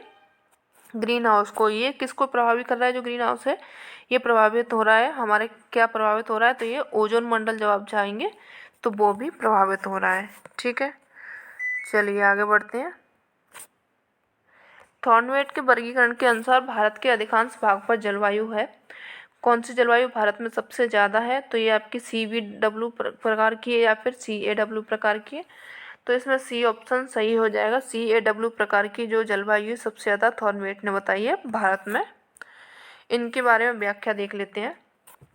अमेरिका के विद्वान है थॉर्नवेट। इन्होंने विश्व के जलवायु प्रदेशों की योजना 1931 एवं 1933 में तथा पुनः संशोधन करके 1948 में प्रस्तुत किया। 3 इनके संशोधन, पहली बार उन्होंने दी थी 1931 में, फिर उन्होंने संशोधन किया 1933 में, फिर से उन्होंने संशोधन किया 1948 में।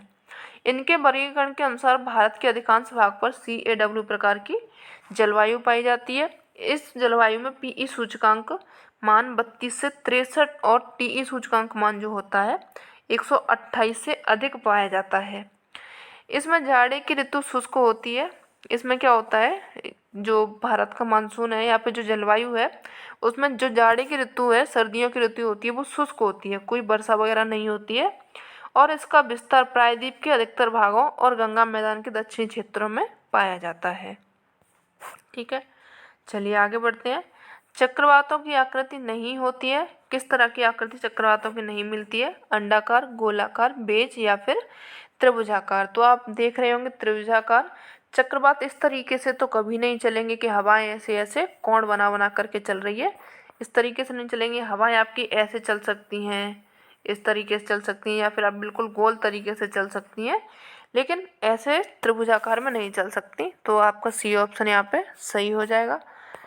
व्याख्या देख लेते हैं इनकी। शीतोष्ण कटिबंध चक्रवात मध्य अक्षांशों में निर्मित होते हैं।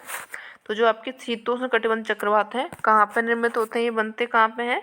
मध्य अक्षांशों में बनते हैं, जिनके केंद्र में न्यून दाब होता है। अगर आप इनके केंद्र में जाओगे यहाँ पे, तो जो ये दाब होता है यहाँ का, ये कैसा होता है? न्यून दाब होता है, तथा बाहर की ओर अधिक वायु दाब होता है। जब बाहर जाते जाएंगे इधर इधर, तो यहाँ पे क्या होता जाएगा? वायु दाब अधिक होता जाएगा, ज़्यादा होता जाएगा। ये प्राय गोलाकार, अंडाकार या बेजाकार के हो सकते हैं, जिन कारण इन्हें लो गर्थ या फिर ट्रफ कहा जाता है। शीतोष्ण चक्रवातों को लहर चक्रवात या फिर विक्षोभ भी कहा जाता है। जो आपके शीतोष्ण चक्रवात हैं इन्हीं को ही लहर चक्रवात या फिर विक्षोभ चक्रवात के नाम से भी जाना जाता है। चक्रवातों की जो आकृति होती है वो त्रिभुजाकार नहीं होती है। चलिए आगे बढ़ते हैं।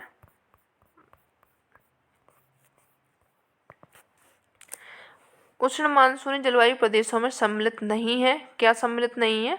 उत्तर पूर्वी ऑस्ट्रेलिया, मालागासी, फिलीपींस या फिर जापान। तो जो उष्ण मानसूनी जलवायु प्रदेश हैं उनमें जापान सम्मिलित नहीं है। बाकी के ये ऑस्ट्रेलिया, मालागासी, फिलीपींस ये सब इसमें शामिल हो जाएंगे। व्याख्या इसकी देख लेते हैं। मानसूनी जलवायु का विस्तार भूमध्य रेखा के दोनों ओर 5 डिग्री से 30 डिग्री अक्षांशों के मध्य पाया जाता है। इस जलवायु के अंतर्गत भारत आता है, बांग्लादेश, म्यांमार, थाईलैंड, ऑस्ट्रेलिया का उत्तर पूर्वी भाग, अफ्रीका तट तथा पश्चिमी मालागासी, फिलीपींस, लाओस, उत्तर तथा दक्षिण वियतनाम आदि प्रदेशों को सम्मिलित किया जाता है। कौन कौन से क्षेत्र आ जाते हैं? जो आपके 5 डिग्री से 30 डिग्री अक्षांशों के बीच में है, जिनमें आप मैप में देख पाएंगे कि भारत आ जाएगा, बांग्लादेश है, म्यांमार है, थाईलैंड, ऑस्ट्रेलिया, पूर्वी अफ्रीका हो जाएगा, मालागासी, फिलीपींस, लाओस, वियतनाम, ये सब किस में आ जाएंगे? मानसूनी जलवायु के क्षेत्र में आ जाएंगे। ठीक है, चलिए आगे बढ़ते हैं। फ्रेंड्स, अगर आप इसके साथ में ही अन्य किसी भी एग्ज़ाम की, जो भी आपका कॉम्पिटिटिव एग्ज़ाम है उसके लिए आप जीएस पढ़ना चाहते हैं तो मेरा अदर एक चैनल है कॉम्पिटिटिव क्लासेस सत्यम परमार के नाम से, तो वो अभी आप ज्वाइन कर सकते हैं, जिसमें अभी फ़िलहाल मैं हिस्ट्री एंड ज्योग्राफी कंप्लीट करा रही हूँ, साथ में ही पॉलिटी भी है। तो अगर अभी तक आपने उस चैनल को सब्सक्राइब नहीं किया तो आप उस चैनल को भी सब्सक्राइब कर लें। ठीक है, चलते बढ़ते हैं नेक्स्ट क्वेश्चन की ओर में। निम्न में से किस क्षेत्र में शीतकाल में वर्षा तथा ग्रीष्मकाल शुष्क रहता है? शीतकाल में वर्षा कहाँ पर रहती है और ग्रीष्मकाल कब शुष्क रहता है? तो ये क्षेत्र है आपका भूमध्य सागरीय क्षेत्र, जिसमें कि शीतकाल में वर्षा होती है। चलिए देख लेते हैं इसकी व्याख्या। भूमध्य सागर के आसपास विस्तृत होने के कारण इसका नामकरण भूमध्य सागरीय जलवायु प्रदेश किया गया। नाम क्या किया गया इसका? जलवायु प्रदेश भूमध्य सागरीय कहा गया, क्योंकि किसके पास में था? भूमध्य सागर के पास में था। यह शीतकाल में वर्षा का अधिकांश भाग प्राप्त होता है। जो सर्दियों का मौसम होता है वहाँ पे सबसे ज़्यादा वर्षा होती है, जबकि ग्रीष्मकाल जो होता है वो शुष्क रहता है, यानी कि कोई वर्षा नहीं होती है।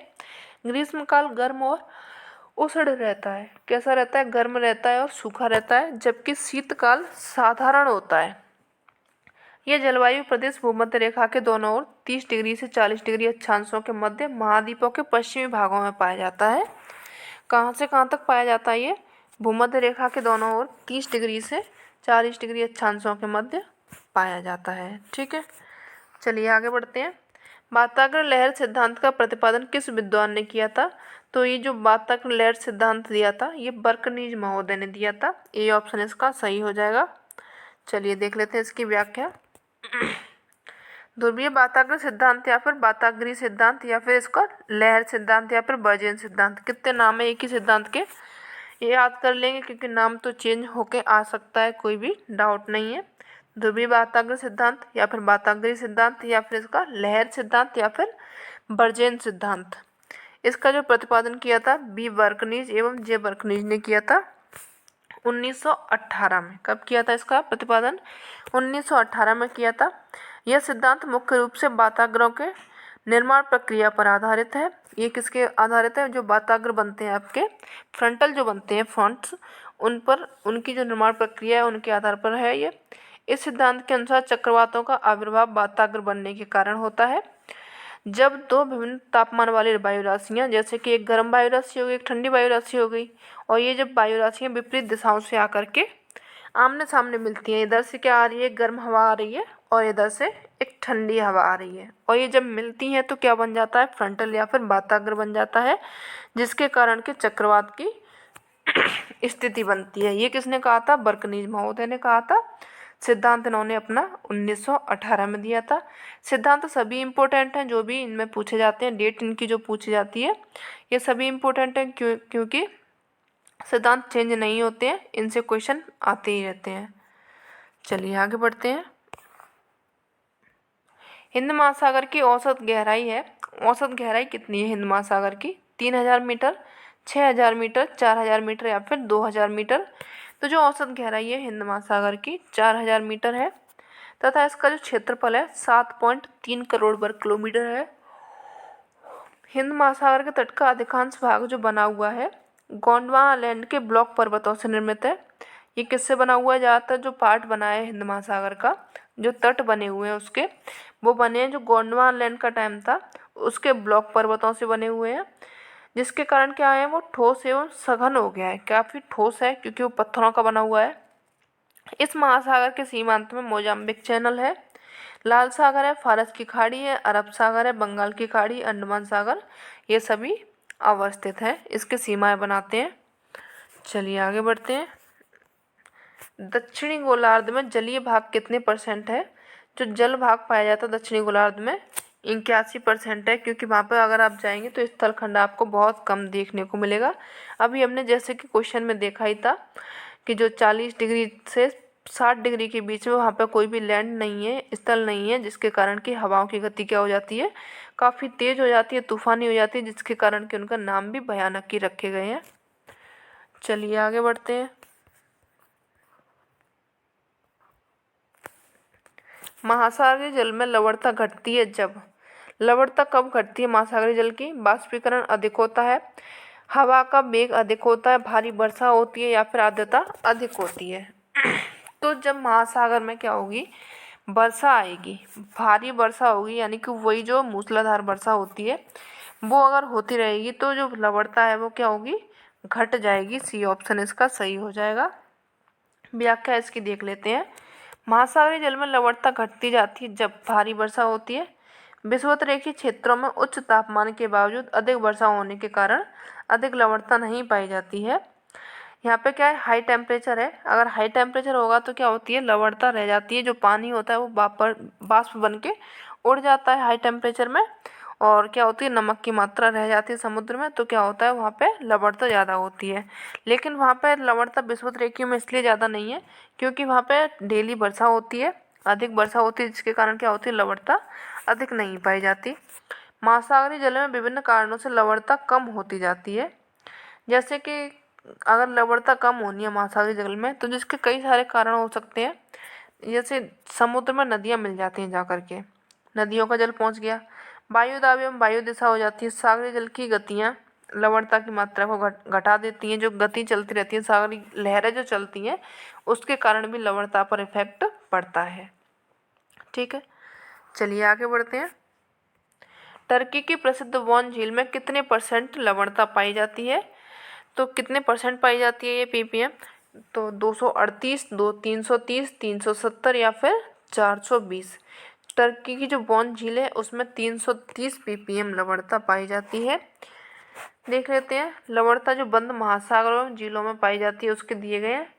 वॉन लेक की जो लवणता है वो है 330, मृत सागर की लवणता है 238 ppm, और ग्रेट साल्ट लेक की जो USA में है उसकी लवणता है 220 ppm। ठीक है, हाई सैलिनिटी वाली है ये। नेक्स्ट देखते हैं। भूमंडल के समस्त महासागरों का औसत तापमान है कितना है ये भूमंडल का?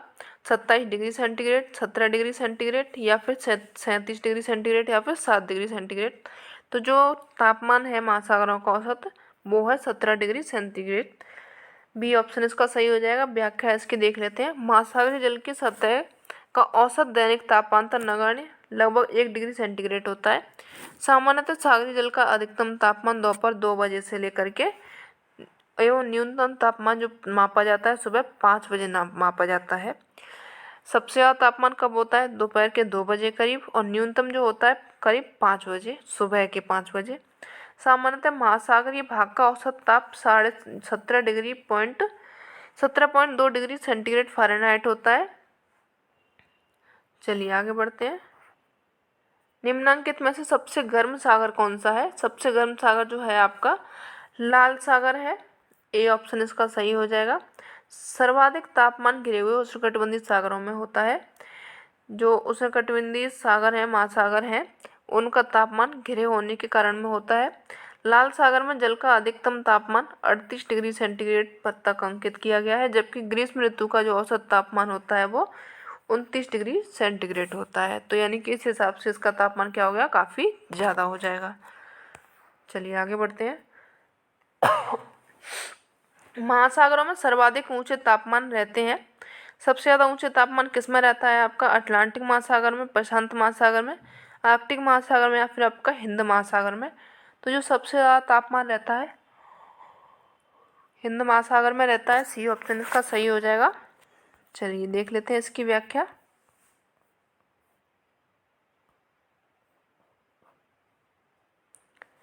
प्रशांत महासागर की सतह का तापक्रम 66.40 डिग्री फ़ारेनहाइट या फिर 19.1 डिग्री सेंटीग्रेड होता है। अन्य सभी महासागरों से अधिक होता है। हिंद महासागर का जो तापमान है 60.6 डिग्री फ़ारेनहाइट या फिर 17.03 डिग्री सेंटीग्रेड होता है। अटलांटिक का 16.91 डिग्री सेंटीग्रेड होता है। हिंद महासागर के सीमांत एवं बंद महासागर जैसे लाल सागर का तापक्रम 90 डिग्री फ़ारेनहाइट से 94 डिग्री फ़ारेनहाइट तक पाया जाता है। यदि महासागरों के औसत तापमान को लिया जाए तो प्रशांत महासागर होगा। अगर जैसे औसत लिया जाए सभी महासागरों में तो वो आपका कौन सा हो जाएगा? प्रशांत महासागर। यदि सर्वाधिक तापमान के संदर्भ में पूछा जाए तो हिंद महासागर होगा। अगर सबसे ज़्यादा तापमान पूछा जाए वो किस में होता है? तो सबसे ज़्यादा तापमान जो होता है वो हिंद महासागर में होता है। ठीक है, तो इसमें थोड़ा सा क्वेश्चन समझने का है। चलिए आगे देखते हैं। जापानी लोग किस धारा को काली धारा के नाम से जानते हैं? तो जो आपकी क्यूरोसियो की धारा है इसको वो काली धारा के नाम से जानते हैं। बी ऑप्शन इसका सही हो जाएगा। व्याख्या देख लेते हैं इसकी। जापानी लोग हैं जो क्यूरोसियो की गर्म जलधारा को उत्तर विषुवतीय रेखीय धारा का ही विस्तार मानते हैं, उसे ही काली धारा नाम से पुकारते हैं। इसकी तुलना फ्लोरिडा की जो धारा है उससे की जाती है। इस धारा का प्रभाव लगभग 700 मीटर की अधिक गहराई तक पाया जाता है। चलिए आगे बढ़ते हैं। निम्न में से कौन सी धारा अटलांटिक महासागर की धारा नहीं है? कौन सी धारा हो जाएगी वो आपकी? गल्फ स्ट्रीम, कैनारी की धारा, बेंगुएला की धारा, क्यूरोसियो की धारा। तो जो आपकी क्यूरोसियो की धारा है ये अटलांटिक महासागर की धारा नहीं है। बाकी के गल्फ स्ट्रीम, बेंगुएला, कैनारी ये सब किसकी हैं? अटलांटिक महासागर की हैं। जो क्यूरोसियो है वो प्रशांत महासागर की गर्म धारा है। इसका विस्तार फिलीपींस द्वीप तक पहुंचने के बाद में ताइवान तथा जापान तट के साथ में उत्तरी दिशा में बहती है ये, जिसके कारण जापान का तापमान ऊंचा रहता है। जापान का तापमान किसके कारण ऊंचा रहता है? तो ये है आपकी क्यूरोसियो की धारा। और वर्षा होती है यहाँ पे होक्काइडो के तट पर ओयोसियो जलधारा से मिलकर कुहारे का ये निर्माण करती है, क्योंकि जो ओयोसियो जलधारा है आपकी वो कैसी है? वो गर्म जलधारा है। और जो क्यूरोसियो है वो ओयोसियो जो आपकी धारा है वो ठंडी जलधारा है और क्यूरोसियो ये गर्म जलधारा है। जब गर्म और ठंडी जलधारा आपस में मिलती है तो वहाँ पे क्या बनता है? एक कोहरा, फ्रंट फॉग का निर्माण होता है। चलिए आगे बढ़ते हैं। भारत में प्रवाल रचना पाई जाती है। कहाँ पे पाई जाती है ये? खंबात की खाड़ी में, मन्नार की खाड़ी में, गोवा के निकट या फिर अंडमान द्वीप समूह में। तो इसका जो ऑप्शन सही हो जाएगा मन्नार की खाड़ी भी हो जाएगा एवं अंडमान द्वीप समूह, दोनों ही ऑप्शन सही हो जाएगा। तो इसको सिर्फ आप नॉलेज के बेस पर देख लीजिए। आंसर इनमें से इस बार डबल आ गए हैं, लेकिन आगे तो चलकर एक ही आएगा कोई भी। भारत में स्थित लक्षद्वीप समूह प्रवाल द्वीपों के उदाहरण है। ये अंतर सागरी चबूतरों पर चूने पर निर्वाह करने वाला मूंगा जीवों के अस्थि पंजरों से निर्मित होते हैं। भारत में प्रवाल की रचना मन्नार की खाड़ी, कच्छ की खाड़ी, अंडमान एवं निकोबार द्वीप समूह में पाई जाती है। ठीक है, तो कहाँ कहाँ पे ये प्रवाल पाए जाते हैं? कच्छ की खाड़ी में पाए जाते हैं, मन्नार की खाड़ी में पाए जाते हैं, अंडमान एवं निकोबार में भी पाए जाते हैं। चलिए आगे देखते हैं। सागरी निक्षेपों का सर्वप्रथम विस्तृत अध्ययन किसने किया था? जो सागरी निक्षेपों का अध्ययन किया था वो किया था मर्रे ने। बी ऑप्शन इसका सही हो जाएगा। वे सभी पदार्थ जो महासागरीय नितल पर एकत्रित होते हैं, यानी कि जो महासागर का तल आता है एकदम पॉइंट आता है, उन पर जो कोई भी मलबा या फिर कुछ भी कंकड़, मिट्टी, पत्थर एकत्रित जमा हो जाते हैं उसी को महासागरीय निक्षेप कहा जाते हैं। मर्रे ने सर्वप्रथम इसका विस्तृत अध्ययन किया एवं इन्होंने एक सिद्धांत दिया था, स्थिर स्थल सिद्धांत। ये किसका सिद्धांत था? स्थिर स्थल सिद्धांत जो दिया था मर्रे ने दिया था। ये किस पर था? सागरीय निक्षेपों पर। जो निक्षेप होते हैं सागरीय निक्षेप उन पर आधारित था। ठीक है, तो आज के सेशन में सिर्फ इतना ही। सेशन कैसा लगा ज़रूर बताएं। अगर अच्छा लगा हो तो सेशन को लाइक करें, चैनल को सब्सक्राइब करें एंड अपने फ्रेंड्स तक को शेयर करें। मिलते हैं नेक्स्ट सेशन में, तब तक के लिए धन्यवाद। Hello friends, welcome back to our channel study PYQ and this is Satyam Parmar. जो सेशन चल रहा है अपना ज्योग्राफी से संबंधित PYQ प्लस MCQs का, उसमें हम डिस्कस कर रहे थे PGT का पेपर। PGT में हम यूपी PGT का हमने पेपर डिस्कस कर लिया था। 2021, 2016 एवं 2013 का पेपर हमने डिस्कस कर लिया था। अभी फ़िलहाल में जो हम पेपर डिस्कस कर रहे थे अपना PGT 2011 का डिस्कस कर रहे थे, जिसमें कि हमने पार्ट 2 कंप्लीट कर लिए। पार्ट 3 आपका ये आज डिस्कस करेंगे। और अगर अभी तक आपने चैनल को सब्सक्राइब नहीं किया है तो आप चैनल को सब्सक्राइब कर लें।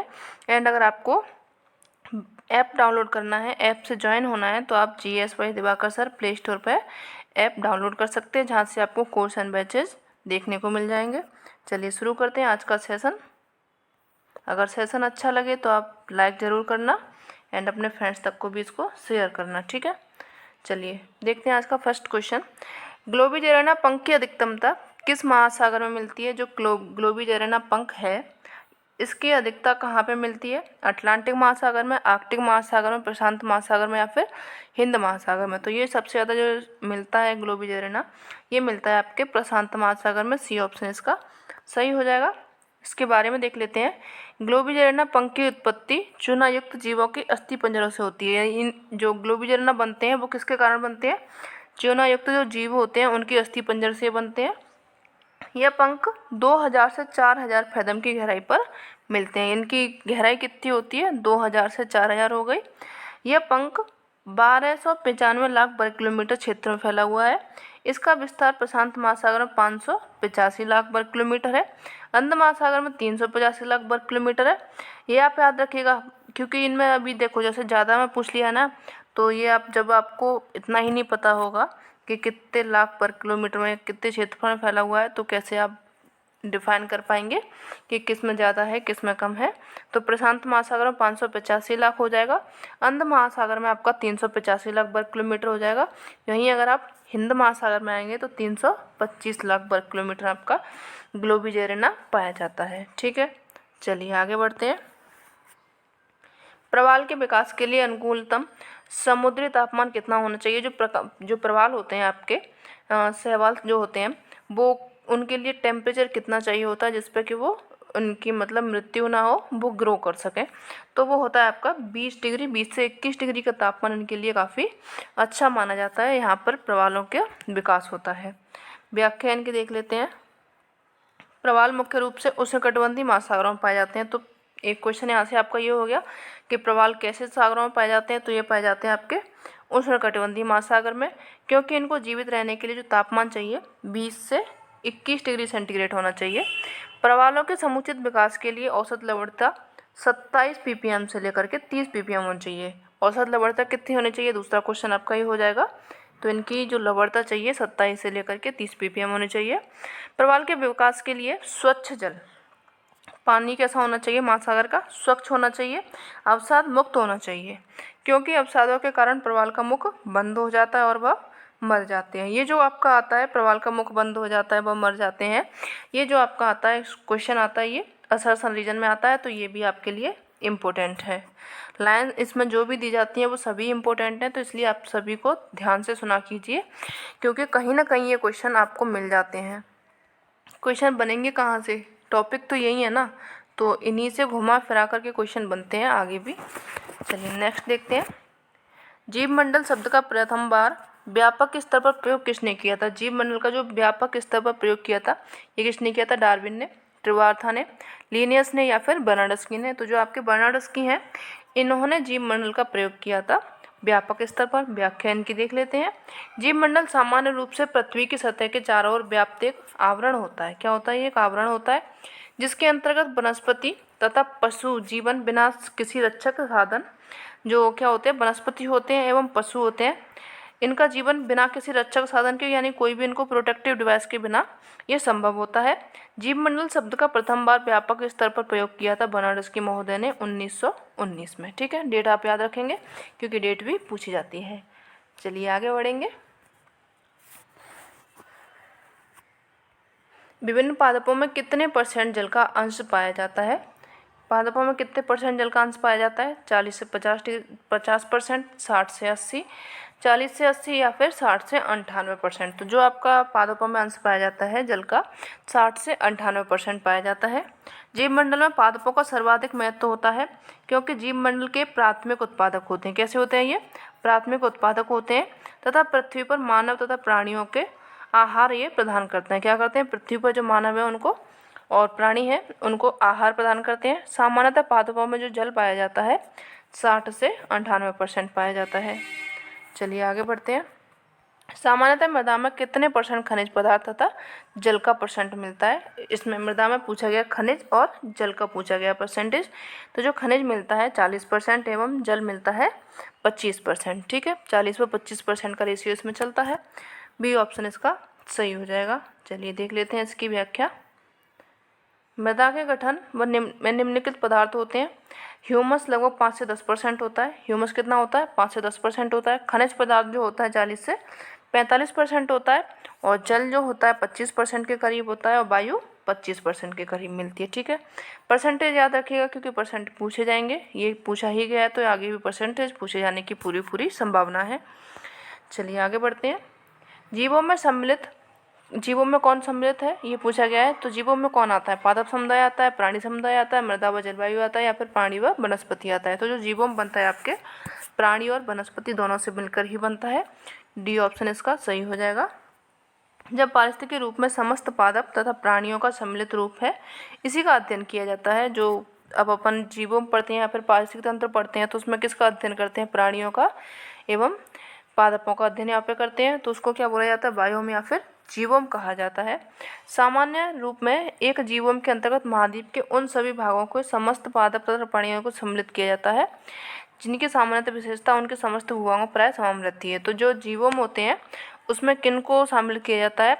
उनमें उन पादप और प्राणियों को सम्मिलित किया जाता है जिनका क्या होता है, जो विशेषताएं होती हैं वो समान होती हैं। क्या होती हैं? जो प्राणी हैं उनकी विशेषताएं समान है, जो पादप है उनकी विशेषताएं समान है, तो उनको एक जीवोम में या फिर वायुओं में शामिल किया जाता है। चलिए आगे बढ़ते हैं। मानवीय क्रियाकलापों से सबसे अधिक जीवोम प्रभावित हुआ है। किससे हुआ है? ये टुंड्रा जीवोम से, विषुवतरेखीय वन जीवोम से, मध्य अक्षांशीय घासभूमि जीवोम से या फिर बोरियल जीवोम से। तो जो सबसे ज़्यादा प्रभावित हुआ है वो हुआ है आपके विषुवतरेखीय वन जीवोम से। बी ऑप्शन इसका सही हो जाएगा। चलिए इसकी व्याख्या देख लेते हैं। इस बायोम का विस्तार जो मिलता है 10 डिग्री उत्तर तथा 10 डिग्री अक्षांशों के मध्य में पाया जाता है। कहाँ पे? ये जो आपका हो जाएगा ग्लोब हो जाएगा, पृथ्वी हो जाएगी। 10 डिग्री इसका नॉर्थ और 10 डिग्री साउथ में आपको कौन सा मिल जाता है? ये बायोम मिल जाता है विषुवतरेखीय। साथ ही में वर्ष भर इसमें उच्च वर्षा जो वर्षा होती है यहाँ पे क्या होती है? पर डे होती है 200 सेंटीमीटर से अधिक होती है। वर्ष भर जो तापमान रहता है वो भी क्या रहता है? हाई रहता है, उच्च रहता है। 200 सेंटीग्रेड औसत यहाँ पर तापमान भी रहता है। यहाँ की विशेषता है इसका विस्तार मुख्य रूप से Amazon basin, Congo basin, Indo Malaysian basin, Borneo, Java, Sumatra क्षेत्र में हुआ था। इसे अनुकूलतम बायोम भी कहा जाता है। इसको क्या बोला जाता है? अनुकूलतम बायोम के नाम से भी इसको जाना जाता है। इस बायोम की प्राथमिकता है उत्पादकता सर्वाधिक होती है। इस बायोम में क्या होती है? जो प्राथमिक उत्पादक होते हैं जो पेड़ पौधे वगैरह हैं ये काफ़ी ज़्यादा हैं। इस बायोम का क्षेत्रफल समस्त विश्व का 13% है। ये जो बायोम है आपका 10 डिग्री नॉर्थ 10 डिग्री साउथ क्षेत्र में जो आता है आपका वो क्या है? ये पूरे विश्व का 13% ये भाग हो जाता है। परंतु विश्व के कुल नेट प्राथमिक उत्पादन का यहाँ 40% उत्पादन होता है। अगर देखा जाए तो जो प्राथमिक उत्पादन होता है यहाँ पे जो पेड़ पौधे जो बनते हैं उनका उत्पादन देखा जाए विश्व के पर्पज से तो वो होता है 40%। विषुवतरेखीय वर्षा वनों को विश्व का कार्बन सिंक कहा जाता है। जो विषुवतरेखीय वर्षा वन हैं आपके ये वन जो है इनको किस नाम से जाना जाता है? तो इनको जाना जाता है कार्बन सिंक के नाम से। ये क्वेश्चन पूछा जाता है कार्बन सिंक किसको कहा जाता है? तो ये हो जाएंगे आपके विषुवतरेखीय वर्षा वन हो जाएंगे क्योंकि यहाँ वनस्पति में अधिकता होती है। इसके कारण बड़ी मात्रा में कार्बन डाइऑक्साइड का प्रयोग होता है।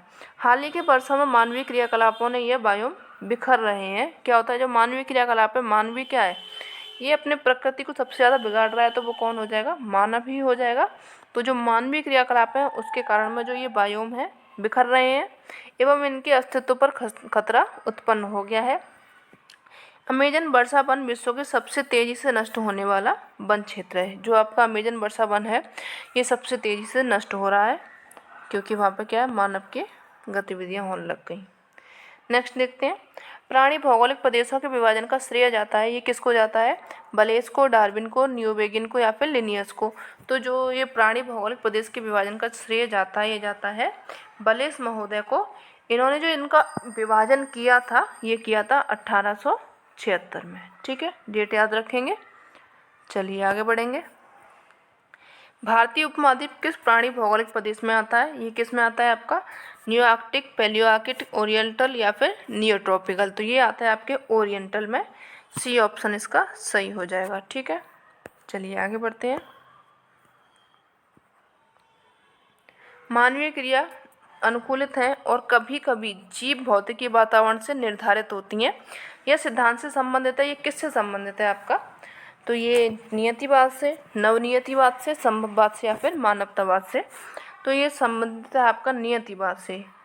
इसमें क्या दिया गया है? मानवीय क्रियाएं अनुकूलित हैं और कभी कभी जीव भौतिकी वातावरण से निर्धारित होते हैं। तो ये आपका संबंधित सिद्धांत है नियतिवाद से। ए ऑप्शन इसका सही हो जाएगा। व्याख्या इसकी देख लेते हैं। हम्बोल्ट ने प्रकृति के संदर्भ में मानवीय क्रियाकलापों के अनुकूल को स्वीकार किया था। जो हम्बोल्ट महोदय थे इन्होंने प्रकृति के संबंध में मानवीय जो क्रियाकलाप थे उसको स्वीकार किया। अर्थात मानव सभी प्रकार के जलवायु में निवास हेतु खुद को ढाल लेता है। जो मानव होता है जलवायु में निवास करने के लिए खुद को ढाल लेता है। वहाँ की जैसी जलवायु होती है वो वहाँ पर रहने लगता है, तो उसी को एक्सेप्ट करने लगता है। परंतु विचारधारा से नियतिवाद होते हुए उन्होंने जैविक क्रियाकलापों पर वातावरण को प्रमुखता दी है। उन्होंने किसको प्रमुखता दी है हम्बोल्ट ने? तो उन्होंने वातावरण को दी है, ना कि मानव को। ठीक है, चलिए आगे देखेंगे। किस विद्वान ने जलवायु को ही मानव संस्कृति का कारक और द्योतक माना बतलाया है? कौन है ये? बिडाइलडिलस ब्लॉन्स हैं या फिर हंटिंगटन है, सैम्पल है या फिर हर्टसोन है। तो जो हंटिंगटन है आपके, इन्होंने ही मानव संस्कृति का कारण एवं द्योतक बनाया किसको? जलवायु को। चलिए देख लेते हैं इनके बारे में। हंटिंगटन जो है एक प्रसिद्ध भूगोलवेत्ता एवं जलवायु वैज्ञानिक थे। वह एक नियतिवादी चिंतक भी थे जिसने सभ्यता के विकास पर जलवायु के प्रभावों का वर्णन किया था। क्या किया था? सभ्यता के विकास पर उन्होंने जलवायु के प्रभावों का वर्णन किया। हंटिंगटन के अनुसार सूर्य की स्थिति में परिवर्तन के कारण ही क्षेत्रीय जलवायु में परिवर्तन होता है। जो सूर्य की स्थिति है उसमें परिवर्तन होता है तो जलवायु में भी परिवर्तन होता है। ये किसने कहा था? हंटिंगटन ने कहा था। इनको याद रखिए क्योंकि ये जो आपके आते हैं असर्शन रीजन में या फिर एक एक पॉइंट करके इनको दे दिया जाता है। जलवायु का प्रभाव सांस्कृतिक कारकों पर भी पड़ता है। हंटिंगटन ने अपनी पुस्तक लिखी थी मानव भूगोल के सिद्धांत। 1920 में उन्होंने अपनी पुस्तक दी थी। इसमें उन्होंने लिखा था कि मानव का भौगोलिक वितरण किसी अन्य तत्वों की तुलना में जलवायु और मौसम पर अधिक निर्भर करता है। इन्होंने कहा था जो मानव है उसका भौगोलिक वितरण है वो किस पर निर्भर सबसे ज़्यादा करता है? बजाय अन्य तत्वों के बजाय वो जलवायु और मौसम पर सबसे ज़्यादा निर्भर करता है। ये किसने कहा था? हंटिंगटन महोदय ने कहा था। ठीक है, चलिए आगे बढ़ेंगे। जनांकीय मॉडल के अनुसार किस अवस्था में मृत्यु दर में कमी व जन्म दर में कोई परिवर्तन नहीं होता है? ये कह रहा है कि जनांकीय मॉडल के अनुसार किस अवस्था में मृत्यु दर में कमी व जन्म दर में कोई भी परिवर्तन नहीं होता है। तो वो कौन सी अवस्था हो जाएगी आपकी? ये अवस्था हो जाएगी आपकी द्वितीय अवस्था। बी ऑप्शन इसका सही हो जाएगा। व्याख्या इसकी देख लेंगे। जनांकीय संक्रमण की द्वितीय अवस्था में जन्म दर उच्च रहती है तब मृत्यु दर जो होती है वो कम हो जाती है। सामान्यतः जन्म दर 40 से 50 प्रति हजार, मृत्यु दर 15 से 20 हजार के बीच में होती है। जन्म दर और मृत्यु दर के इस भारी अंतराल के कारण जनसंख्या का जो विस्फोट होता है उसे संसाधनों की गतिशीलता के प्रयास अधिक हो जाते हैं। ये क्या होता है? यहाँ पे जो विस्फोट होता है उसमें जनसंख्या जो संसाधन होते हैं उसकी गतिशीलता के प्रयास क्या हो जाते हैं? अधिक हो जाते हैं। इससे जनसंख्या विस्फोट हो जाता है। क्या होता है? जो जन्म दर उच्च बनी रहेगी और मृत्यु दर बढ़ जाएगी या फिर कम हो जाएगी तो कारण तो वही होगा ना कि जनसंख्या विस्फोट होना है। चलिए आगे बढ़ेंगे। वर्तमान मानव का आगमन पृथ्वी पर किस युग में हुआ था? जो आज का मानव है उसका आगमन कब हुआ था पृथ्वी पर? तो ये बना था टर्सरी युग होता है। कौन सा युग था आपका? ये टर्सरी युग था। ए ऑप्शन इसका सही हो जाएगा। टाइम इसका कब था? 10 लाख वर्ष पूर्व इसका टाइम माना जाता है। ठीक है, चलिए आगे बढ़ेंगे। जनांगीय संक्रमण क्या है? इसमें क्या होता है? जनसंख्या की नौसरी वृद्धि और विकास, जो प्रवास का अंतर होता है, जन्म दर और मृत्यु दर में समय के साथ होने वाला परिवर्तन, सांस्कृतिक परिवर्तन से संबंधित सिद्धांत या फिर जन्म दर में परिवर्तन। तो जो जनांगीय संक्रमण है ये जन्म दर और मृत्यु दर में समय के साथ में होने वाला परिवर्तन होता है। बी ऑप्शन इसका सही हो जाएगा। चलिए आगे इसकी व्याख्या देखेंगे। ये जो सिद्धांत है आपका, यह एक समाज विकास के साथ उच्च जन्म दर एवं मृत्यु दर से निम्न जन्म दर एवं निम्न मृत्यु दर तथा सामान्य ग्रामीण एवं अशिक्षित समाज में मुख्यतः नगरीय औद्योगिक एवं शिक्षित समाज में रूपांतरित हो जाता है। ठीक है, चलिए आगे बढ़ेंगे। यहाँ तक क्लियर है? एक मिनट,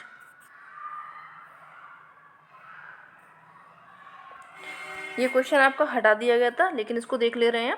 विश्व के संपूर्ण धरातलीय क्षेत्र का कितने % भाग कृषि योग्य है? तो ये डेटा उस हिसाब के देख लेते हैं। जो विश्व बैंक है, संकेतक दिए गए 2013 से 15 के आंकड़ों के अनुसार विश्व के संपूर्ण धरातल क्षेत्र का 37.7% भाग कैसा है? कृषि योग्य है। और अगर अभी 2020 में देखा जाए, जो डेटा आया था आपका विश्व कृषि एवं खाद्य संगठन FAO के अनुसार, धरातली जो क्षेत्र है वो कितना हो गया है? 38% भाग कृषि योग्य है। ठीक है, तो आप ये डेटा याद रखेंगे, क्वेश्चन पे ध्यान ना देंगे। चलिए आगे बढ़ेंगे। ये नेक्स्ट क्वेश्चन आपका पूछा गया है, एक मिनट। निम्न में से कौन सा युग्म सुमेलित नहीं है? तो वो कौन हो जाएगा आपका? जाकुन मलेशिया में है, बांटू फिलीपींस में है। तो बांटू आपका सुमेलित नहीं होगा क्योंकि बांटू अफ्रीका में मिलते हैं। कहाँ पे मिलते हैं ये आपके?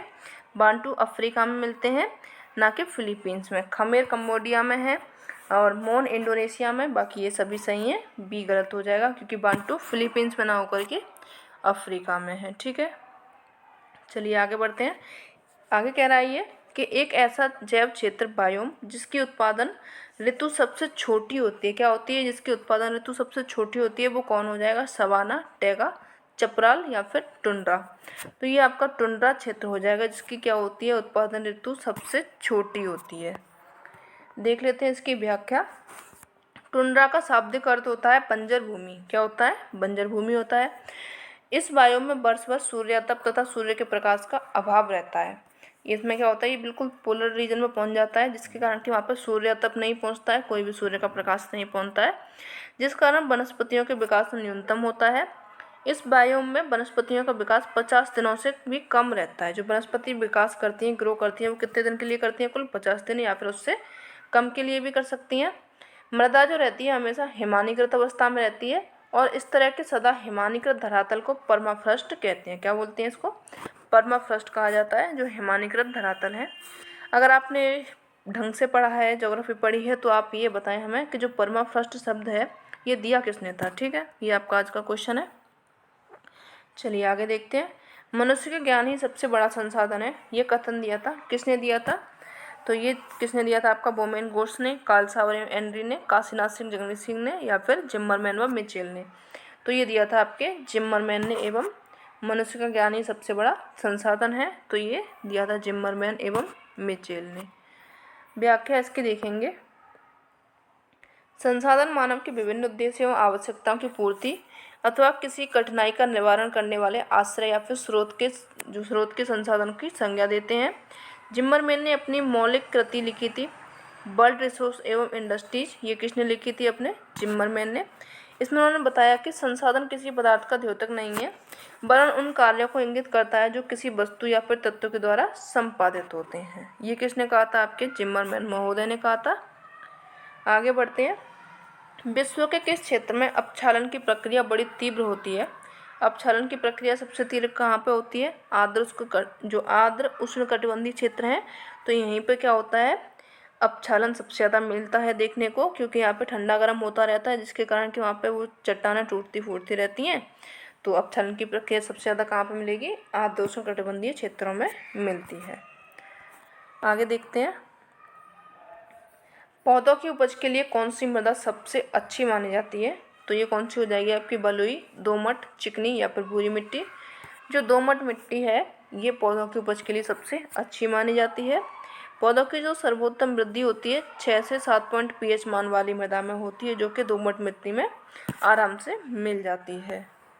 आगे देखते हैं, उष्णकटिबंधीय क्षेत्र के अंतर्गत पैदा किया जाने वाला चावल किस नाम से जाना जाता है? ये किस नाम से जाना जाता है? जैपोनिका, ओंस, अमन या फिर इंडिका। तो ये जो उष्णकटिबंधीय क्षेत्र में जो चावल पैदा किया जाता है, उगाया जाता है, उसको इंडिका नाम से जाना जाता है। डी ऑप्शन इसका सही हो जाएगा। व्याख्या इसकी देख लेते हैं। सभी चावल दिए गए हैं, उनके बारे में बताया गया है। चावल एक उष्णकटिबंधीय फसल है, ठीक है। चावल कैसी फसल हो जाएगी आपकी? उष्णकटिबंधीय हो जाएगी। ओरिजा साटाइवा, जिसे एशिया के चावल के रूप में जाना जाता है। एशिया का चावल कौन सा हो जाएगा? ओरिजा साटाइवा। इस चावल की 2 उप प्रजातियाँ हैं। जो ओरिजा साटाइवा है, इसकी कौन सी हो जाएंगी? 2 उप प्रजातियाँ हो जाएंगी। 2 उप प्रजातियाँ कौन सी हैं? एक है जैपोनिका। जैपोनिका जो कि पूर्वी एशिया के शीतोष्णकटिबंधीय क्षेत्रों में उगाई जाती है। ये कहाँ पे उगाई जाती है? पूर्वी एशिया में उगाई जाती है। पूर्वी एशिया में भी शीतोष्णकटिबंधीय क्षेत्र में उगाई जाती है। और यहीं इंडिका, इंडिका जो कि एशिया के उष्णकटिबंधीय क्षेत्रों में उगाई जाती है। ये दोनों उप प्रजातियाँ किसकी हो जाएंगी? ओरिजा साटाइवा, ठीक है। याद रखेंगे नाम तीनों, कोई दिक्कत तो नहीं है। भारत में चावल की 3 फसलें अमन होती है, जो कि शीतकालीन हो जाएगी। ओस शरदकालीन एवं बोरो ग्रीष्मकालीन फसलों के अंतर्गत पैदा की जाती है, ठीक है। ये चावल की 3 फसलें हो गई, नाम याद रखेंगे, अमन, ओस, बोरो। और टाइम भी याद रखेंगे, शीतकालीन हो जाएगा अमन, ओस हो जाएगा शरदकालीन और बोरो हो जाएगा ग्रीष्मकालीन, ठीक है। चलिए आगे बढ़ते हैं। भारत में किस किस्म की कहवा कॉफ़ी उगाई जाती है? कौन सी है भारत में? लाइबेरिया या फिर अरेबिका या फिर रोबस्टा या फिर इनमें से कोई नहीं। तो जो आपकी अरेबिका टाइप की कहवा है या फिर कॉफ़ी है, ये उगाई जाती है भारत में। कहवा की प्रमुख किस्मों में अरेबिका और रोबस्टा प्रमुख है। इसमें अरेबिका ऊंचाई के भागों में 55 से 60% कहवा का क्षेत्र पाया जाता है। रोबस्टा का जो क्षेत्र है निचले भागों में पाया जाता है। ये 40% क्षेत्र पर उगाई जाती है। भारत में जो कॉफ़ी उगाई जाती है वो अरेबिका मात्रा में है। कैसी है? अरेबिका उगाई जाती है, जो कि अत्यधिक मात्रा में उगाई जाती है। आगे बढ़ेंगे। रोबस्टा आपको यूएसए पार्ट में देखने को मिल जाएगी। गेहूं के बीज बोने, अंकुरण एवं प्रारंभिक विकास काल में औसत तापमान कितना होना चाहिए?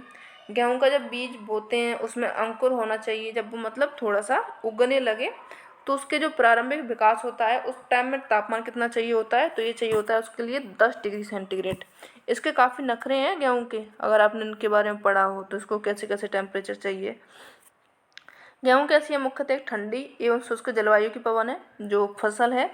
अतः गेहूं के फसल बोते समय 10 डिग्री सेंटीग्रेड तापमान होना चाहिए। बढ़ते समय उसका तापमान 15 डिग्री सेंटीग्रेड पहुंचना चाहिए। और जब गेहूं पके तो 20 डिग्री सेंटीग्रेड तापमान होना चाहिए, ठीक है। 3 तापमान तो उसके लिए उगने पड़ने पकने के लिए चाहिए। गेहूं की खेती के लिए 60 से 100 सेंटीमीटर की वर्षा होनी चाहिए।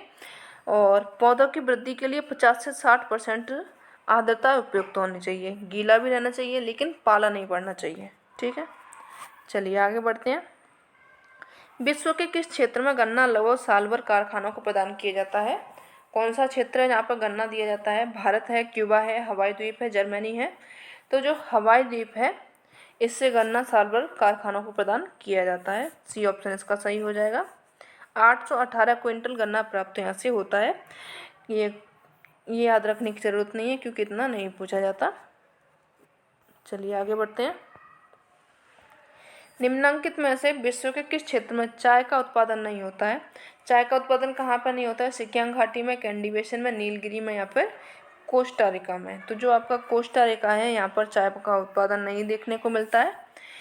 यह मुख्यतः रूप से नकदी फसल कोकोआ के लिए जाना जाता है। कोस्टा रिका किसके लिए जाना जाता है? कोकोआ के लिए जाना जाता है। जबकि चीन की सिकियांग घाटी, भारत की नीलगिरी एवं श्रीलंका की कैंडी बेसिन इन सब के किसके लिए प्रसिद्ध है?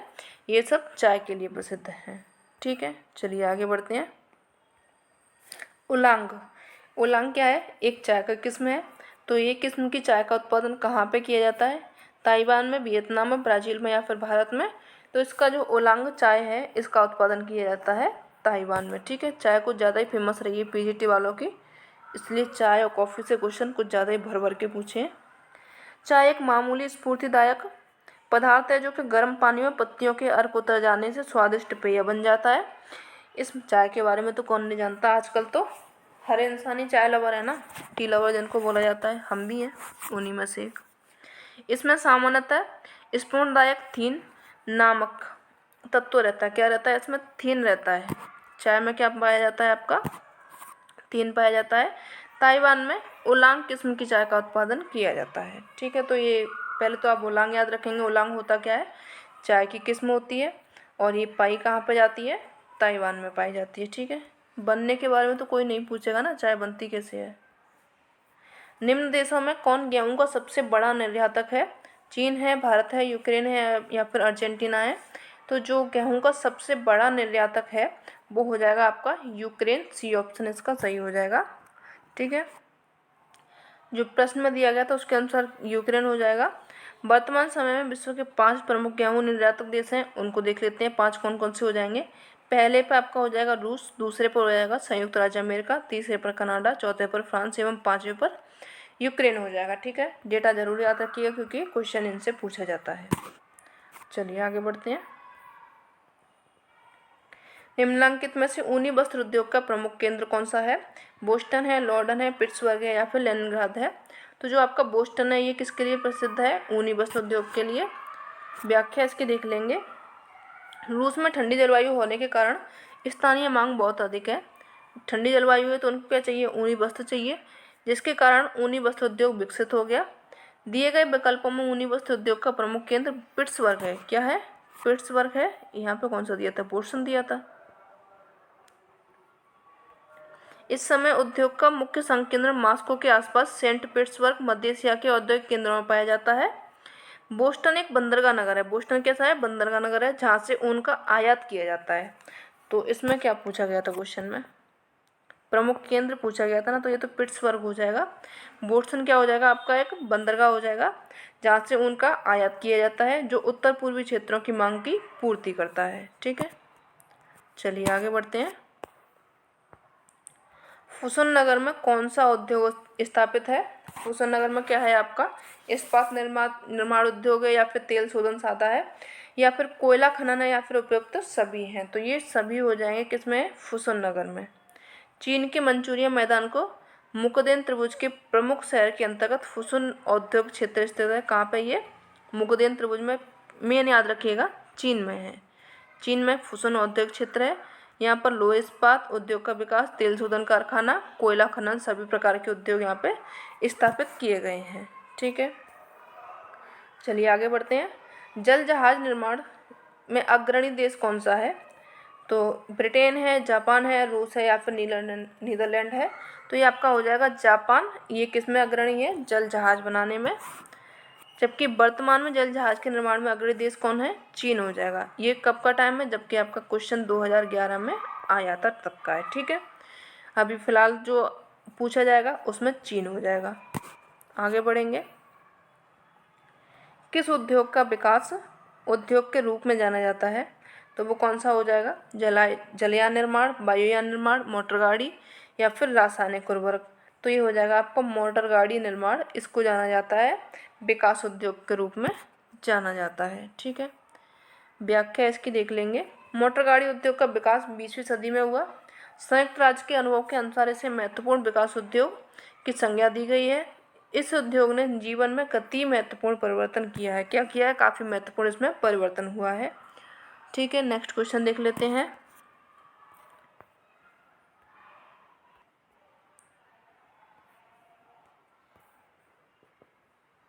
ये कह रहा है कि विश्व में पेट्रो रसायन उद्योग में सर्वप्रथम है। कौन है?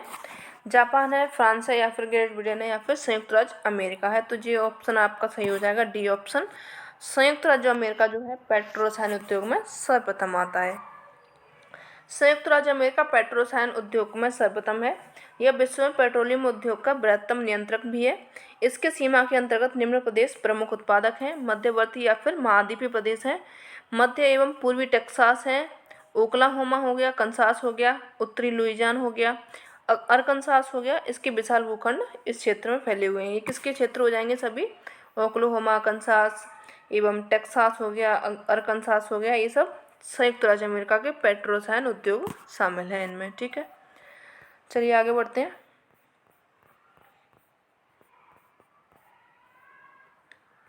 जर्मनी में उत्तरी सागर एवं बाल्टिक सागर को निम्न में से कौन सी नहर जोड़ती है? कौन सी नहर है जो कि जोड़ती है उत्तरी सागर को बाल्टिक सागर को? ये जोड़ती है आपकी कील नहर। बी ऑप्शन इसका सही हो जाएगा। व्याख्या इसकी देख लेते हैं। जर्मनी में उत्तरी सागर एवं बाल्टिक सागर को कील नहर जोड़ती है।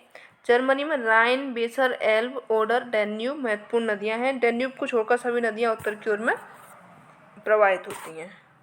ठीक है, व्याख्या आगे देखते हैं। नेक्स्ट क्वेश्चन ये कह रहा है कि अंतर्राष्ट्रीय व्यापार की दृष्टि से सर्वाधिक महत्वपूर्ण महासागरीय मार्ग है। सबसे ज़्यादा महत्वपूर्ण कौन सा मार्ग हो जाएगा?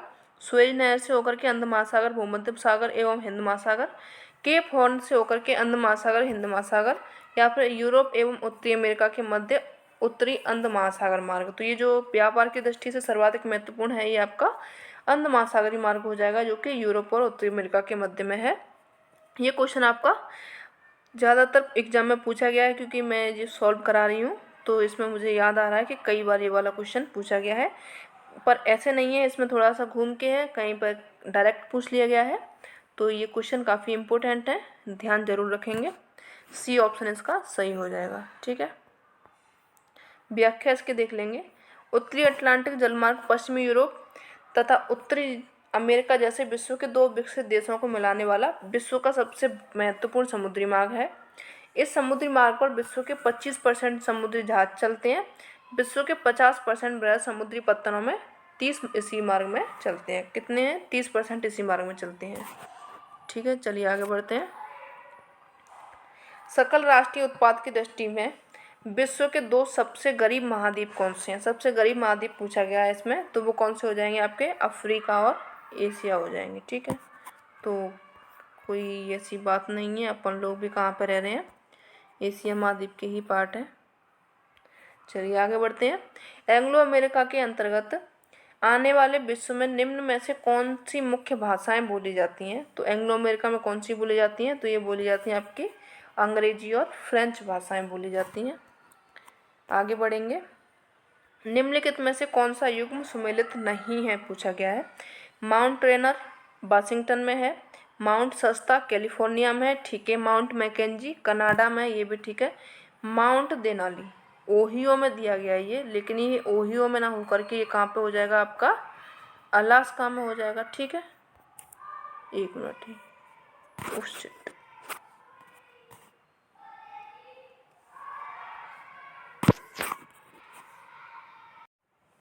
Hello friends, how are you? Welcome to our channel study PYQ and this is Satyam Parmar.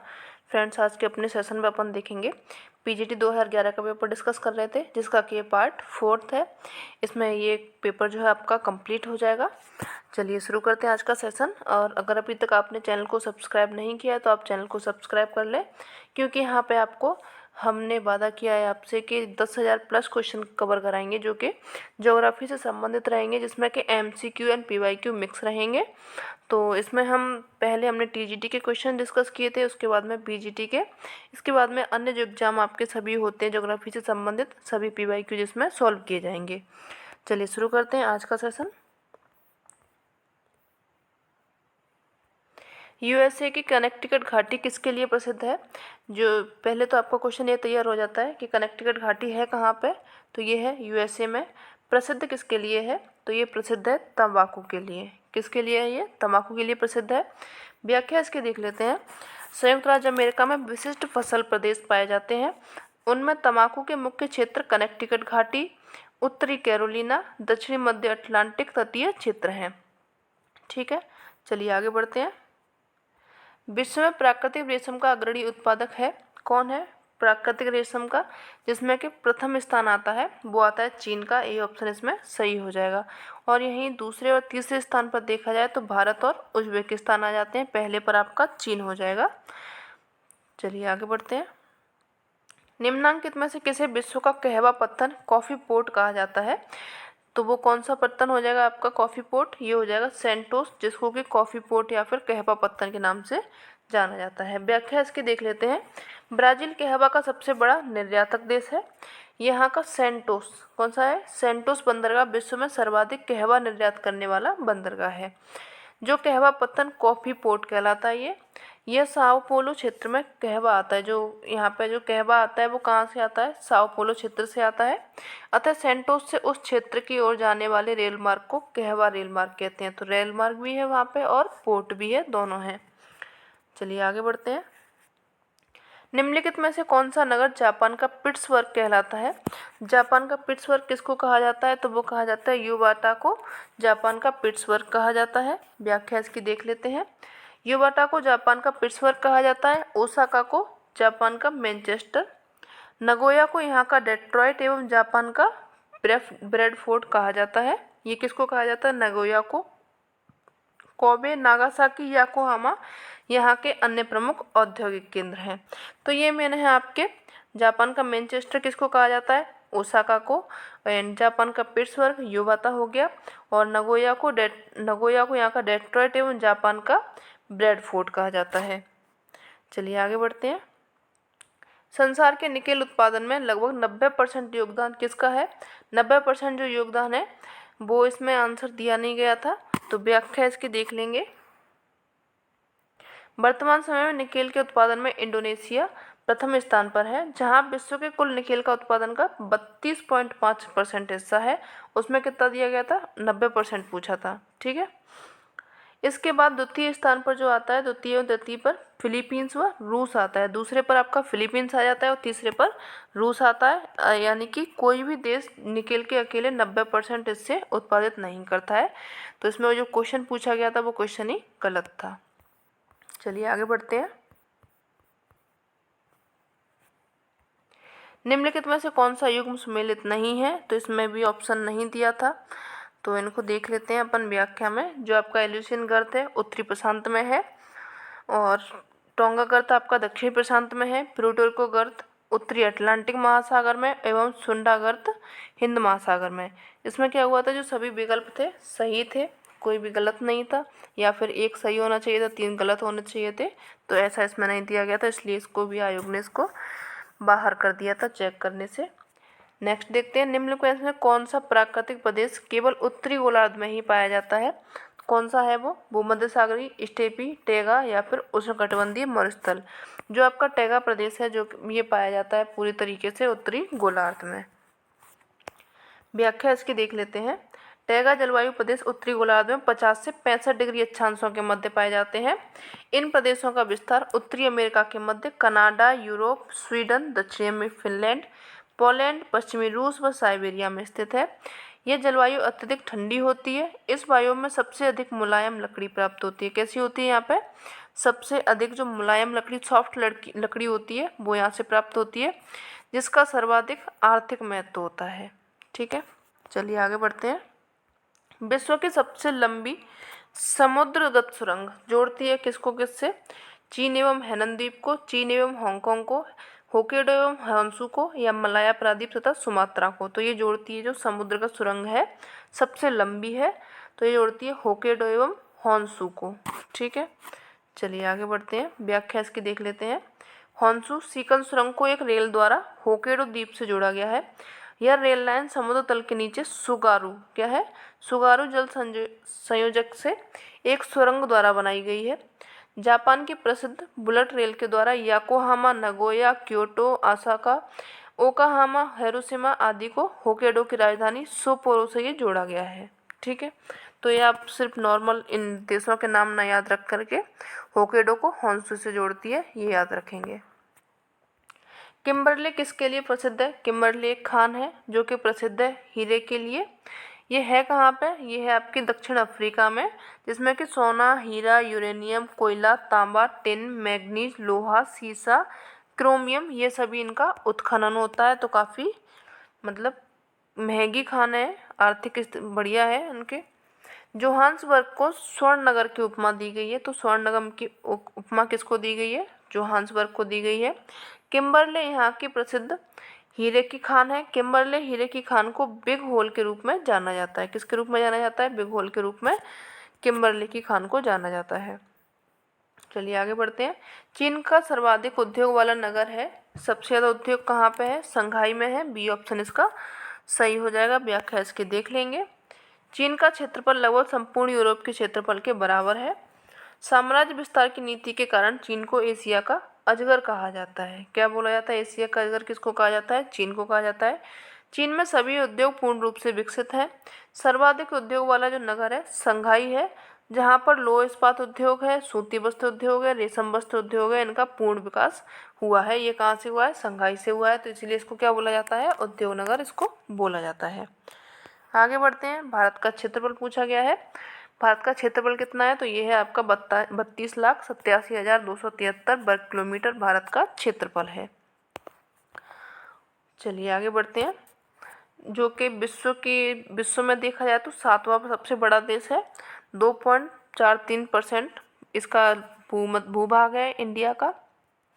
चलिए आगे बढ़ते हैं।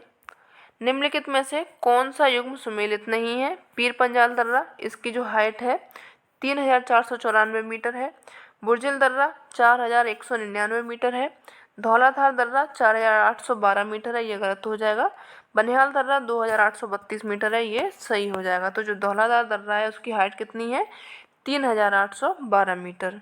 ठीक है, चलिए आगे बढ़ते हैं। कोसी नदी किन 3 नदियों के मिलने से बनती है? कौन कौन सी नदियाँ मिलती हैं जबकि कोसी का निर्माण होता है? तो वो कौन सी नदियाँ हो जाएंगी? वो हो जाएंगी आपकी सोन, अरुण एवं तामूर। ठीक है, इन नदियों के मिलने से बनती है कौन? कोसी बनती है आपकी। कोसी कोसी किसको बोला जाता है? इसके लिए एक और नाम फेमस है, इसको बिहार का शोक के नाम से भी जाना जाता है। कोसी एक कैसी है? पूर्ववर्ती नदी है जिसका उद्गम तिब्बत में माउंट एवरेस्ट के उत्तर में हुआ है, जहाँ से इसकी मुख्य धारा अरुण निकलती है। नेपाल में मध्य हिमालय पार करने के बाद में इसमें पश्चिम से सुनकोसी, पूरब से तामूर मिलती है। अरुण नदी से मिलकर ये सप्तकोसी बनाती है। क्या बनाती है ये? अरुण से जब मिल जाती है तो ये सप्तकोसी बनाती है। कोसी भयंकर जलप्लावन और बाढ़ हेतु प्रसिद्ध है, इसीलिए इसको बिहार का शोक के नाम से जाना जाता है। इस नदी की टोटल लंबाई है 730 किलोमीटर। ठीक है, चलिए आगे बढ़ते हैं। आम्र वर्षा होती है। आम्र वर्षा कहाँ पे होती है? आपके असम, बंगाल में, दक्षिण भारत में, उत्तरी पश्चिम भारत में या फिर उत्तर भारत में। तो जो आम्र वर्षा होती है वो दक्षिण भारत में होती है। बी ऑप्शन यहाँ पे सही हो जाएगा। व्याख्या इसकी देख लेते हैं। ग्रीष्म ऋतु के खत्म होते होते पूर्वी मानसून की बौछारें पड़ती हैं, जो केरल में एक आम बात है। कैसी है ये? केरल में एक नॉर्मल बात है कि वहाँ पे बौछारें आ रही हैं। स्थानीय तौर पर इस तूफानी वर्षा को आम्र वर्षा कहा जाता है। जो तूफानी वर्षा होती है इसको किस नाम से जाना जाता है केरल में? आम्र वर्षा के नाम से जाना जाता है, क्योंकि यह आमों को जल्दी पकाने में सहायता करती है। कर्नाटक में इसे कॉफ़ी वर्षा एवं चेरी ब्लॉसम कहा जाता है। तो ये नाम आप याद रखेंगे। कर्नाटक में इसको क्या बोला जाता है? कॉफ़ी वर्षा या फिर चेरी ब्लॉसम। एवं केरल में इसको बोला जाता है आम्र वर्षा। ठीक है, चलिए आगे बढ़ते हैं। गुजरात प्रदेश अधिकांशतः आच्छादित है। कैसे? लाल मिट्टी से, काली मिट्टी से, लेटराइट मिट्टी से या फिर मरुस्थलीय मिट्टी से। तो जो गुजरात क्षेत्र है वो आपका काली मिट्टी से आच्छादित है, यानी कि वहाँ पे काली मिट्टी ज़्यादा है। काली मिट्टियों को स्थानीय रूप में रेगुर व उत्तर प्रदेश में करेल, काली कपास की मिट्टी या फिर अंतर्राष्ट्रीय रूप में उष्णकटिबंधीय चरनोजम कहा जाता है। चरनोजम भी किसको कहा जाता है? काली मिट्टी के कई सारे नाम हैं। रेगुर है स्थानीय रूप में, चरनोजम है उष्णकटिबंधीय, जो अंतर्राष्ट्रीय रूप में इसको चरनोजम कहा जाता है, और करेल कहा जाता है उत्तर प्रदेश में। यह मिट्टी गुजरात, महाराष्ट्र, आंध्र प्रदेश, कर्नाटक, तमिलनाडु में पाई जाती है। दक्कन लावा के अपक्षय से इसका विकास हुआ है। जो लावा था वो कैसा था? जल के गर्म होता, काला पड़ता है, काले के कारण मिट्टी कैसी हुई थी? वहाँ की काली हुई थी। इसलिए इसका जो विकास कहाँ पे है? ये दक्कन की जो आपका गोंडवाना है या फिर जो दक्षिण साइड है वहाँ पे है। भारत में प्रति व्यक्ति वन क्षेत्र की उपलब्धता कितनी है ये? 0.04 हेक्टेयर या फिर 0.09 हेक्टेयर। तो ये आपकी हो जाएगी 0.09 हेक्टेयर है, जो कि प्रति व्यक्ति वन क्षेत्र की उपलब्धता है। व्याख्या इसकी देख लेते हैं। भारत में प्रति व्यक्ति वनों का औसत 0.2 से 0.11 हेक्टेयर मात्र है, और विश्व में वनों का औसत प्रति व्यक्ति आकलन 0.6 हेक्टेयर है। राष्ट्रीय कृषि वानिकी अनुसंधान केंद्र झांसी, ये कहाँ पे? जो राष्ट्रीय कृषि वानिकी अनुसंधान है ये कहाँ पे है? झांसी में है। झांसी कहाँ पे? उत्तर प्रदेश में स्थित है।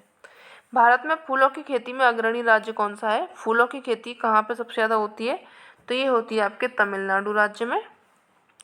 अग्रणी कौन आता है? तमिलनाडु आता है। कर्नाटक तथा आंध्र प्रदेश का स्थान भी फूलों में ही आता है कि ये लोग, ये देश भी, ये राज्य हैं आपके, ये भी फूलों की खेती करते हैं।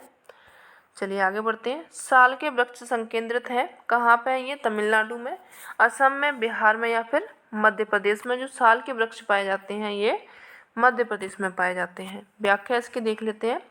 साल के वृक्ष संपूर्ण तराई क्षेत्र और भारत के हिमाचल प्रदेश से लेकर के असम तक मिलते हैं। ये वन्य मुख्य रूप से मध्य प्रदेश में संकेंद्रित है। इसकी लकड़ी कठोर एवं टिकाऊ होती है, जिसका प्रयोग रेलवे स्लीपर इमारती लकड़ी के रूप में किया जाता है। जो रेलवे स्लीपर बनती है वो कैसे बनती है? साल की लकड़ी से। प्रसिद्ध कश्मीर की घाटी स्थित है। ये कहाँ पे है? आपके महान हिमालय एवं पीर पंजाल श्रेणी के बीच में, लौंगो हिमालय एवं शिवालिक के बीच में, चिनाब घाटी में या फिर जोजिला कारगिल के बीच में। तो ये स्थित है आपकी महान हिमालय एवं पीर पंजाल श्रेणी के बीच में आपकी कश्मीर घाटी अवस्थित है। ठीक है, व्याख्या इसकी देख लेते हैं। मध्य और महान हिमालय के बीच में दो खुली घाटियां पाई जाती हैं। पश्चिम में कश्मीर की घाटी पीर पंजाल व महान हिमालय के मध्य में फैली हुई है। पश्चिम में अगर आप जाओगे तो जो कश्मीर की घाटी है वो किसके बीच में फैली हुई है? पीर पंजाल और महान हिमालय के बीच में। इसका जो क्षेत्रफल है वो 4900 वर्ग किलोमीटर है। यह 1700 मीटर की ऊंचाई पर 150 किलोमीटर लंबी व 89 किलोमीटर चौड़ी है। ठीक है, चलिए आगे बढ़ते हैं।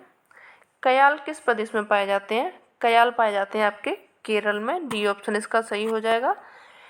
केरल के कोल्लम जिले की पश्चिमी सीमा पर स्थित एक पश्च जल है। क्या है? बैकवाटर झील है, जिसे नम भूमि वेटलैंड घोषित किया गया था।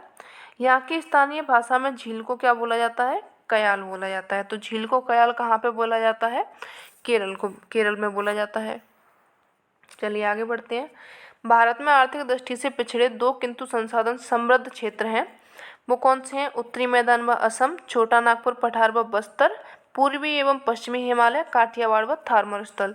तो जो आपका आर्थिक दृष्टि से पिछड़े दो किंतु संसाधन समृद्ध क्षेत्र हो जाएंगे वो छोटा नागपुर का पठार एवं बस्तर जिला है, ये हो जाएंगे। बी ऑप्शन आपका सही हो जाएगा। व्याख्या इसकी देख लेते हैं। छोटा नागपुर पठार आर्थिक दृष्टि से पिछड़ा है किंतु खनिज संसाधन एवं वन संसाधन की दृष्टि से काफ़ी धनी है। उसमें क्या है? खनिज काफ़ी मात्रा में पाए जाते हैं, साथ ही साथ में उसमें वन भी अच्छे खासे लगे हुए हैं। इसकी औसत ऊंचाई 700 मीटर है। यह पठार ग्रेनाइट व नीच चट्टानों से निर्मित है। यानी कि इसमें कौन कौन सी चट्टानें पाई जाती हैं? ग्रेनाइट व नीच जो चट्टानें वो पाई जाती हैं। इसी के कारण यहाँ पर क्या मिलता है? खनिज मिलता है। इस पठार पर ऊपर उठे हुए संप्राय मैदान देखने को मिलते हैं, क्योंकि ये क्या है? प्लेटू है। प्लेटू के ऊपर में जो मैदान होते हैं वो कैसे होते हैं? प्लेन होते हैं, एक टेबल लैंड के रूप में होते हैं। इस पठार पर दामोदर नदी एक भ्रंश घाटी से होकर प्रवाहित होती है। चलिए आगे बढ़ते हैं। भारत का सर्वाधिक खनिज युक्त शैल तंत्र है, वो कौन है आपका? कोडप्पा तंत्र, धारवाड़ तंत्र, गोंडवाना तंत्र या फिर विंध्यन तंत्र। तो ये हो जाएगा आपका धारवाड़ तंत्र, जो कि सर्वाधिक खनिज युक्त शैल तंत्र है। बी ऑप्शन इसका सही हो जाएगा। आर्कियन क्रम की चट्टानों के अपरदन एवं निक्षेपण के फलस्वरूप धारवाड़ शैल तंत्र का निर्माण हुआ। ये प्राचीन परतदार चट्टान है जो अत्यंत ही रूपांतरित एवं विरूपित हो चुकी हैं। ये कैसी हैं? रूपांतरित हो चुकी हैं और इनका रूप जो परिवर्तन हो चुका है। ये सर्वाधिक खनिज युक्त शैल है। इसमें लोहा है, सोना मिल जाएगा आपको, मैग्नीज मिल जाएगा, तांबा मिल जाएगा, क्रोमियम मिल जाएगा। तो ये किस क्रम की चट्टानें हैं? ये आर्कियन क्रम की चट्टानें हैं। ठीक है, चलिए आगे बढ़ते हैं। उद्योग के स्थानीकरण हेतु आइसोडापिन का उपयोग किया था। ये किसने किया था? तो ये आइसोडापिन का जो शब्द का इस्तेमाल किया था ये अल्फ्रेड वेबर ने किया था। आइसोडापिन का मतलब क्या था? इसका था समान परिवहन वाली जो रेखाएं थी उनके लिए उन्होंने जो शब्द बनाया था उसको कहा था आइसोडापिन। प्रसिद्ध जर्मन विद्वान वेबर महोदय ने उद्योग के स्थानीकरण के सिद्धांत का प्रतिपादन 1909 में किया था। डेट याद रखेंगे, 1909 में इनका सिद्धांत आया। वेबर ने अपने सिद्धांत में आइसोडापिन का प्रयोग किया। आइसोडापिन परिवहन के दृष्टिकोण से सर्वोत्तम बिंदु से हटने पर जिन जिन बिंदुओं पर परिवहन खर्च की इकाई में वृद्धि होती तो उसे मिलाने वाली रेखा को आइसोडापिन कहा जाता था। ये इतना घुमाने की जरूरत नहीं है। जो समान परिवहन वाली रेखाओं को मिलाने वाली जो रेखा थी उसको उन्होंने आइसोडापिन कहा था। ठीक है, चलिए आगे बढ़ते हैं। निम्न में से कौन सा युग्म सुमेलित नहीं है? मैग्नीसाइट आपका चौक की पहाड़ी है। ठीक है, कैनाइट ये सरायकेला, ये आपका गलत हो जाएगा। बाकी हीरा कुरनूल में है, यूरेनियम गुलबर्गा में है, ये आपके सही हो जाएंगे। व्याख्या इनकी देख लेते हैं। मैग्नीसाइट आपके चौक की पहाड़ी हो जाएगी, कैनाइट सेमभूमि में हो जाएगा, हीरा कुरनूल में एवं यूरेनियम गुलबर्गा में हो जाएगा। ठीक है, चलिए आगे बढ़ते हैं। रुद्रसागर लकवा बदरपुर अंगूरी तेल क्षेत्र किस राज्य में स्थित है? ये कहाँ पे आपका राजस्थान में, गुजरात में, महाराष्ट्र में या फिर असम में? तो ये स्थित है आपके असम में। नाम याद रखेंगे, रुद्रसागर लकवा बदरपुर अंगूरी तेल, ये क्या है? क्षेत्र है जो कि असम में स्थित है। व्याख्या इसकी देख लेते हैं। रुद्रसागर लकवा बदरपुर अंगूरी तेल क्षेत्र असम में स्थित है। रुद्रसागर क्षेत्र में रुद्रसागर 1961 में और लकवा 1965 में प्रमुख उत्पादन केंद्र है, जिनसे क्या है प्रतिवर्ष लगभग 10 लाख टन तेल निकाला जाता है। क्या निकाला जाता है? यहाँ से तेल निकाला जाता है। आगे देखते हैं। एशिया का सबसे बड़ा पवन फार्म समूह कहाँ पर स्थापित है? ये गुजरात के लांबा में या फिर सैलोजीपेली हैदराबाद के निकट में, माधापार भुज के निकट में या फिर मुपंडल तमिलनाडु में। तो ये हो जाएगा आपका कहाँ पे है? ये पवन फार्म तमिलनाडु में है। तमिलनाडु में भी कहाँ पे है? मुपंडल जगह है तमिलनाडु की, वहाँ पे स्थित है। ये कब इसकी स्थापना हुई थी? ये 1986 से चल रहा है अब तक। और मेगावाट कितना है इसकी क्षमता कितनी है? 1500 मेगावाट इसकी क्षमता है। चलिए आगे बढ़ते हैं। एक प्राकृतिक क्षेत्र की समानता है जलवायु एवं प्राकृतिक वनस्पति में, जलवायु एवं व्यवसाय में, मिट्टी एवं जल प्रवाह में, आर्थिक आधार एवं प्राकृतिक वनस्पति में। तो जो समानता किसमें है? जलवायु एवं प्राकृतिक वनस्पति में। ए ऑप्शन आपका सही हो जाएगा। प्राकृतिक प्रदेश में जलवायु एवं प्राकृतिक वनस्पतियों की समानता होती है। जिस प्रदेश में एक समान जलवायु है वहाँ पर प्राकृतिक क्षेत्र भी एक समान ही देखने को मिलेगा। ठीक है, चलिए और देखते हैं। स्टेनसियस ये क्या है? अर्जेंटीना में बड़े पशु फार्म या फिर ब्राज़ील में छोटी भू संपत्ति, मलेशिया के बागान फार्म या फिर संयुक्त राज्य अमेरिका के व्यापारिक अन्न फार्म। तो जो स्टेनसियस हैं ये आपके अर्जेंटीना के बड़े पशु फार्म को वहाँ पे स्टेनसियस बोला जाता है। व्याख्या इसकी देख लेते हैं। अर्जेंटीना पशुपालन मुख्यतः पूर्वी आर्द्र क्षेत्रों में होता है। पश्चिम के शुष्क भागों में भेड़ों को पाला जाता है। किसको पाला जाता है? वहाँ पे भेड़ों को पाला जाता है। बृहद पशुपालन केंद्रों में एस्टेंसिया कहा जाता है। जो बड़े पैमाने पर पशुओं का पालन किया जाता है उसको वहाँ पे एस्टेंसिया कहा जाता है। पशुओं की देखभाल करने वाले को ग्वाचो या फिर गायचो कहा जाता है। ये नाम भी आप याद रखेंगे, ग्वाचो एवं गायचो। ये किसको कहा जाता है? पशुओं की देखभाल करने वाले को, जो यूरोपीय तथा अमेरिकी लोगों की मिश्रित प्रजाति है। ठीक है, तो ये हो गया आपका आज का सेशन कैसा लगा ज़रूर बताएं। अगर अच्छा लगा हो तो लाइक करें एंड चैनल को सब्सक्राइब कर लें। अपने फ्रेंड्स तक भी इसको शेयर करें। मिलते हैं नेक्स्ट सेशन में, तब तक के लिए धन्यवाद।